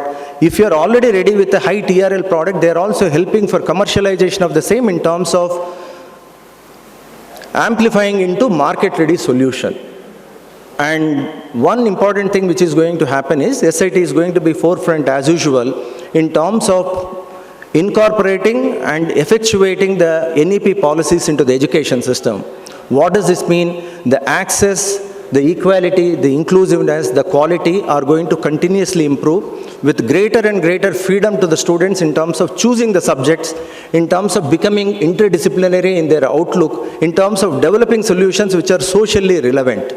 So you just imagine a student of mechanical picks up some subjects from environment science, some subjects from electronics, some other subjects from management, and continuously there is a thrust towards transforming his learning towards a product or a system. This is likely to happen once NEP is going to be accepted across the width and length of the country. So we should all gear up in terms of becoming mentors. When I say we, I am part of the faculty ecosystem because of my age. So we should all gear up towards a situation wherein the students are going to be only facilitated by the faculty members in terms of their thought process. Whatever is available in YouTube, whatever is available in places like Udemy, Coursera, EDX, etc., they have got fantastic repositories of lectures. So if they have to listen to the same lectures, they don't have to come to the classroom. So the classroom should become the hubs for discussions on many, many important things connected with ecosystem that is prevalent in the country today. So I, as a person who was sitting on that part of the podium for large portion of first day and second day, I can definitely say that the SIT system, with the help of KCTU and KSTA, has done something incredible in bringing some of the best brains. And they were able to share their life experiences with you in a structured manner. I wish that these lessons are incorporated with a sense of permanence for some time. I have one request to the HODs and the senior faculty members. So, see, many students, when they are trying to develop a product based on a concept, they come to some stage and they fail. This is called valley of death. And after making the prototype, once again they make an attempt. There is a valley of death because they don't know how to translate into market-ready solution. Even after making the market-ready solution, they do not know how to scale it up because scaling up a solution is a different problem by itself. So there are many valleys of death before a concept goes to the market as a solution. So if I am ready to volunteer, I want some of the alumni members also, I am sure they are ready to volunteer. Please start a coursework for 15 or 20 hours with 1 credit or a 2 credit with a focus on fostering and translating and accelerating ideas into market-ready products. This can be interdisciplinary. We can pick up the faculty from all the streams. We can bring in as many good speakers, as many experienced people as possible. And I'm sure the SIT ecosystem is going to be vibrant with fantastic startup ecosystem. And to conclude, I would like to say my sincere thanks to the government functionaries, Shri B. Mahesh, MD of KCTU, Dr. A. M. Ramesh, CEO KSTE, and Professor Shashidhar. Because of these well-meaning professionals that events of this kind happen and they become points of confluence for bringing so many great people from great spheres. Thank you so much and wish you the best of luck.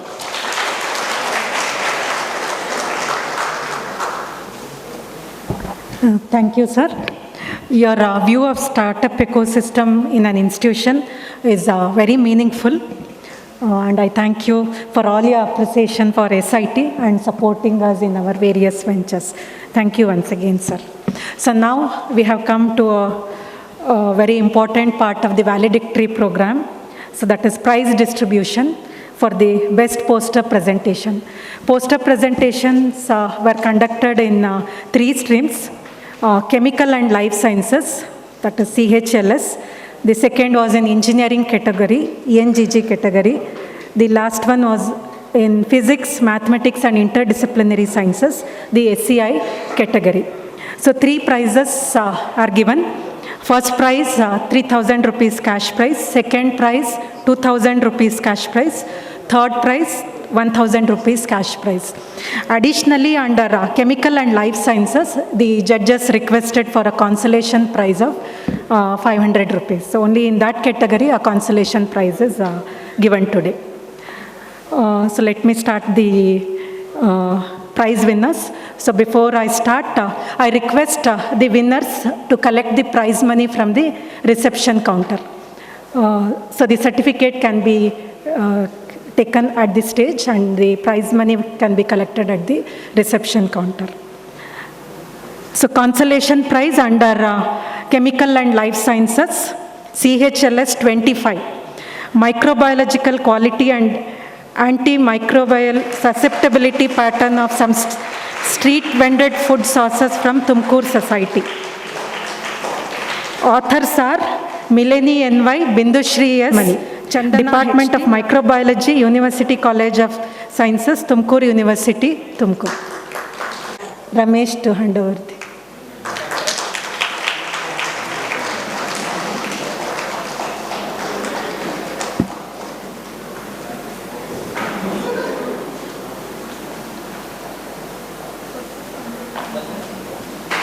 Devjyoti Roy, Gangaram Odugiri, Sudhir H. Ranganath. BioInvent Lab, Department of Chemical Engineering, SIT Tumkur. So I request Dr. Ramesh to hand over.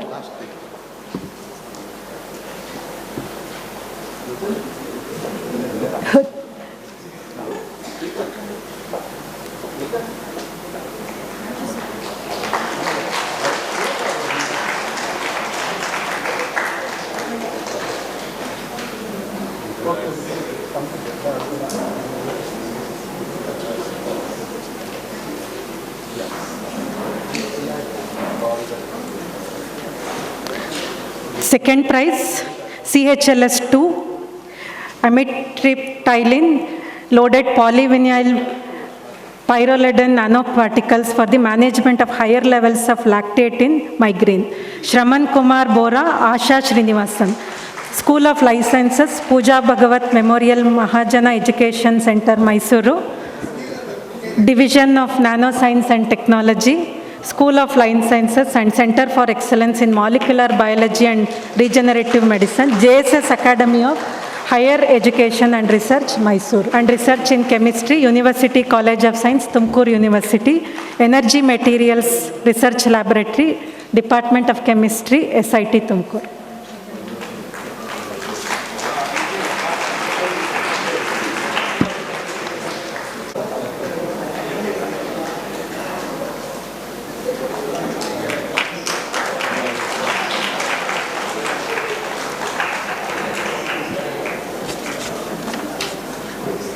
Second prize, Naresh H. Soman.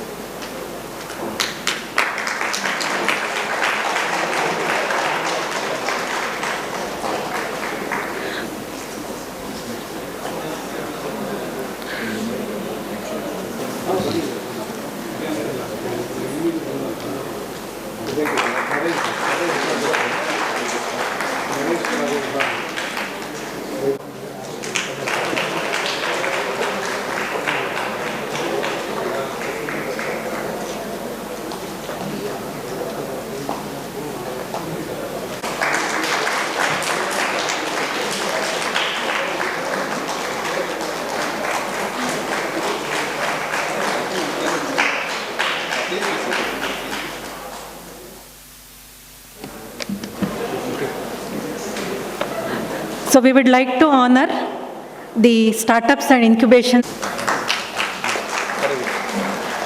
Prabhat Technova,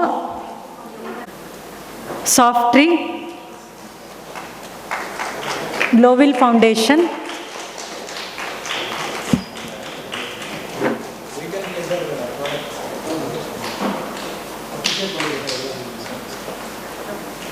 Women Technology Park, Nixbys, Jinsaw,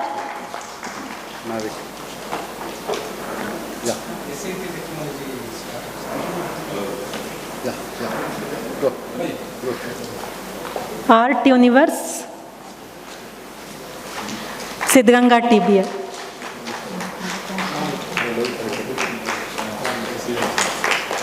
Nixbys, Jinsaw, Art Universe.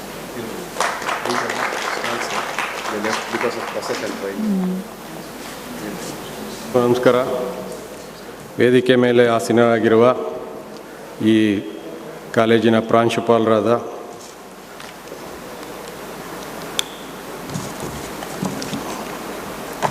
Doctor SV Dinesh sir, doctor Chandrashekar, doctor Mahesh, doctor Shashidhar, doctor Lohith, teaching faculty, all the delegates and students. Closing remarks ಕೊನೆಯಲ್ಲಿ ಇಟ್ಟಿದ್ದಾರೆ. ಈಗಾಗಲೇ close ಮಾಡ್ಕೊಂಡು ಹೋಗ್ಬಿಟ್ಟಿದ್ದಾರೆ. Most of the people have gone closing the session. So ಈಗ ಮಾತಾಡಬೇಕು ಅಂದರೆ ಏನು ಮಾತಾಡಬೇಕು? There are only few people. You know already many stalwarts have spoken. Nothing much to add. Only thing is I can only congratulate SIT for organizing this program so well. On behalf of KSTA and my colleagues Dr. Anand, Dr. Srinivas, Dr.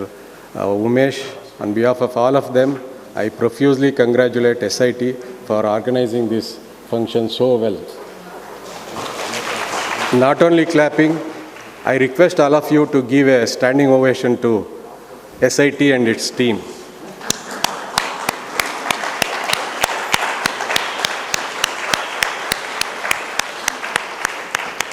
Thank you very much ಅಂತ ಹೇಳ್ತಾಯಿದ್ರು. Really so true, very true. ಇಲ್ಲಿಗೆ ಬಂದರೆ really energy ಬರುತ್ತೆ.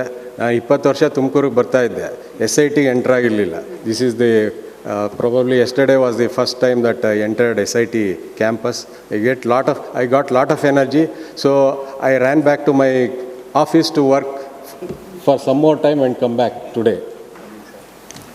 Well, ಎಲ್ಲ organisers, mister Lohit, Puneeth and first doctor Prabhu Shankar, Sunita madam ಎಲ್ಲ ಬಂದಿದ್ದರು. They are so cool. ನಾವು ಇದು ಮಾಡಬೇಕು, ಅದು ಮಾಡಬೇಕು, ಆ ರೀತಿ ಆರ್ಗನೈಸ್ ಮಾಡಬೇಕು, ಈ ರೀತಿ ಅರೇಂಜ್ ಮಾಡಬೇಕು ಅಂತ. They are so cool and said everything can be done. Principal ಅವರು ಬಹಳ ಎಂಕರೇಜಿಂಗು. ಏನು ಹೇಳಿದ್ರು ಸಹ ಅವರು ತಕ್ಷಣ ಒಪ್ಕೊಳ್ತಾರೆ. In fact we are grateful to you sir, Dinesh sir, grateful to you for all the help and making this conference a great success. SIT alumni ಎಲ್ಲ ದೇಶದಲ್ಲೂ ಇದ್ದಾರೆ ಅಂದರು, ಎಲ್ಲ ಕಂಪ್ನಿಯಲ್ಲೂ ಇದ್ದಾರೆ ಅಂದರು, ನಮ್ಮ ಮನೆಯಲ್ಲೂ ಇದ್ದಾರೆ. So is the popularity of SIT. In fact SIT ಜೊತೆ ಕಾನ್ಫರೆನ್ಸ್ ಮಾಡಬೇಕು ಅಂತ ತುಂಬ ಹಿಂದಿನ 2007 ನಾವು ಫಸ್ಟ್ ಕಾನ್ಫರೆನ್ಸ್ ಮಾಡಿದ್ದು. ಆಮೇಲೆ ಮಾಡಬೇಕು ಅಂತ ಇತ್ತು. ಬಟ್ ನಾನು ಹೇಳೋಕ್ಕಾಗಲ್ಲ, ಯಾಕೆಂದರೆ my wife is from Tumakuru and SIT. If I say he wants to do a conference in his wife's college, somehow this time our chairman was very kind enough. I did not mention, he himself mentioned that we should do a conference in SIT, they are good and so it was evident and testimony that so many people were there in the beginning. Even balcony was full. Of course now it is quite late. See 6 ಗಂಟೆ ಆಗಿದ್ದರಿಂದ ತುಂಬ ಜನ ಮನೆಗೆ ಹೋಗ್ಬಿಟ್ಟಿದ್ದಾರೆ. And I once again congratulate all the team of SIT and also congratulate all those who presented their posters. Some of you may not have got the posters, but KSTA conference will be organized every year. You get some inspiration from SIT and again present the poster in our 13th conference. I am sure you are going to be a successful person in our future conference. In fact, ನಮ್ಮದು ಮತ್ತೊಂದು Kannada conference ಇದೆ, ಅದು September 14, 15, 16. ಬೀದರ್ನಲ್ಲಿದೆ, Karnataka ಕಾಲೇಜ್ನಲ್ಲಿ. ನೀವು ಯಾರಾದರೂ ಕನ್ನಡದಲ್ಲೇ poster present ಮಾಡ್ತೀವಿ ಅಂದರೆ there is an opportunity to win prize there, but it's quite far. ಬಂದರೂ ನಿಮಗೆ ಸಿಗೋ ಎಲ್ಲ ಚಾನ್ಸ್ಗಳು ಇದೆ. ನಾನು ನಿನ್ನೆ ಪೋಸ್ಟರ್ ಕೆಲವ್ರನ್ನ ನೋಡಿದೆ, ಭಾಳ ಚೆನ್ನಾಗಿ ಮಾಡಿದ್ದೀರಿ. ಕೆಲವರಿಗೆ ಪ್ರೈಸ್ ಬಂದಿದೆ, ಕೆಲವರಿಗೆ ಬರಲಿಲ್ಲ. ಆಮೇಲೆ second thing, startups. So many 10 startup stalls were put up. Thanks to Mr. Lohit, he had invited good startups. ಅವೆಲ್ಲ ಒಳ್ಳೆ ಪ್ರಾಡಕ್ಟ್ಸನ್ನ ಪ್ರೆಸೆಂಟ್ ಮಾಡಿದರು. ಡಾಕ್ಟರ್ ಮಹೇಶ್ ಅವರು ಆಮೇಲೆ ಚಂದ್ರಶೇಖರ್ ಸರ್ ಹೇಳ್ದಂಗೆ there is ample scope for being an entrepreneur and a startup. In fact ನಾವು ಫಿಶರೀಸಲ್ಲಿ fisheries ಕಾಲೇಜಲ್ಲಿ ಓದಿದ್ದು. ನಾವು ಓದುವಾಗ ನಮ್ಮ 1 year senior immediately after graduation ಇಬ್ಬರು ಸೇರಿಕೊಂಡು ಫಿಶ್ ಚಕ್ಲಿ ಮಾಡಬೇಕು ಅಂತ ಹೊರಟ್ರು. ಪಾಪ ಮಾಡಿದ್ರು. ಇನಿಷಿಯಲಿ ದೇವರ್ successful, but later somehow they could not succeed. Immediately they changed the track. One person entered the finance sector, he became a successful financier. The other person entered into automobiles, he also became a successful automobile expert. Now he left the automobiles and he has started a hotel, branch of hotels called Brahmin's Hotel. Now he is doing well. Andre, you should be able to take risk in any field. If you are not successful, you need not have to be disheartened. You can enter the other field which will certainly be a successful one for you. With these words, I once again thank all of you for being with us for 2 days. I am sure all of you have enjoyed the courtesies and hospitality that SIT extended to you. Even we enjoyed the food. Food was very good. Thank you very much. And all the arrangements were very good. I thank all of you, especially the principal, CEO. ನಮ್ಮ ಪ್ರಣಾಮಗಳು. Doctor Shivakumar Swamiji ಅವರು ಪಾದಕ್ಕೆ ನಮಸ್ಕಾರಗಳು. ಅವರು ಬದುಕಿದ್ದಾಗಲೂ ಸಹ ಹೋಗಿ ನಮಸ್ಕಾರ ಮಾಡಿಕೊಳ್ಳೋ ಒಂದು ಅದೃಷ್ಟ ಸಿಕ್ಕಿತ್ತು.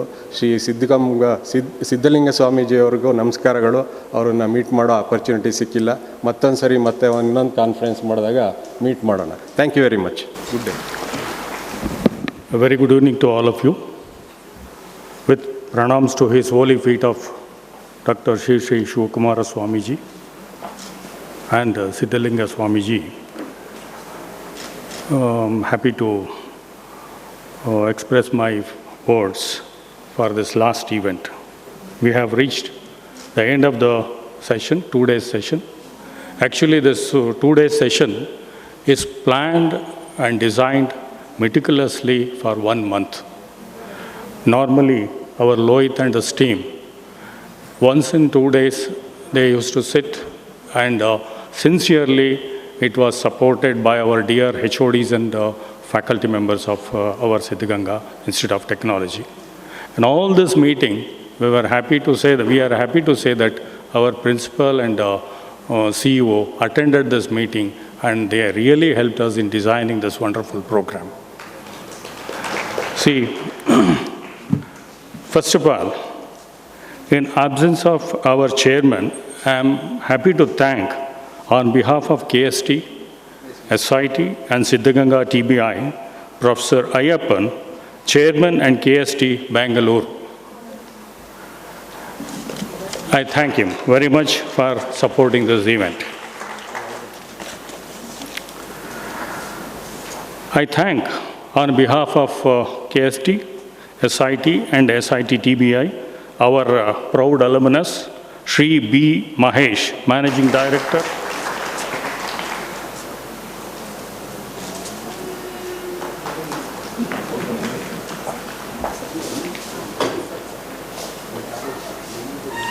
Thank you, sir.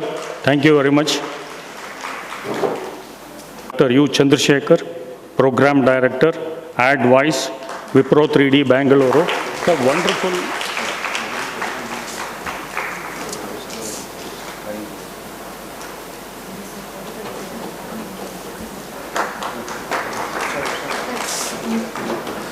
Our today's guest of honor, Dr. A.M. Ramesh, Chief Executive Officer, KSTA Bengaluru. Thank you very much, sir, for attending this.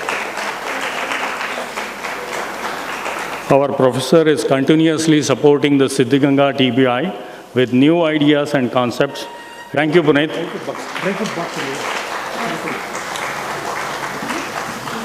in this program and making it a grand success. Thank you very much, professors and HODs of the society. I thank our Chief Warden and Deputy Managers of SIT Group of Hostels for providing a sumptuous food on this 2 days program. I also thank our student volunteers. And finally, I thank dear all my participants who have decorated and glorified 2 days function for this activity. Thank you very much. TBI board Thank member. you, And also is taking care of Biofuel Center. He is head of the Biofuel Center. I thank you from on behalf of SIT and also TBI for your kind associations. Madam Anand, Kari.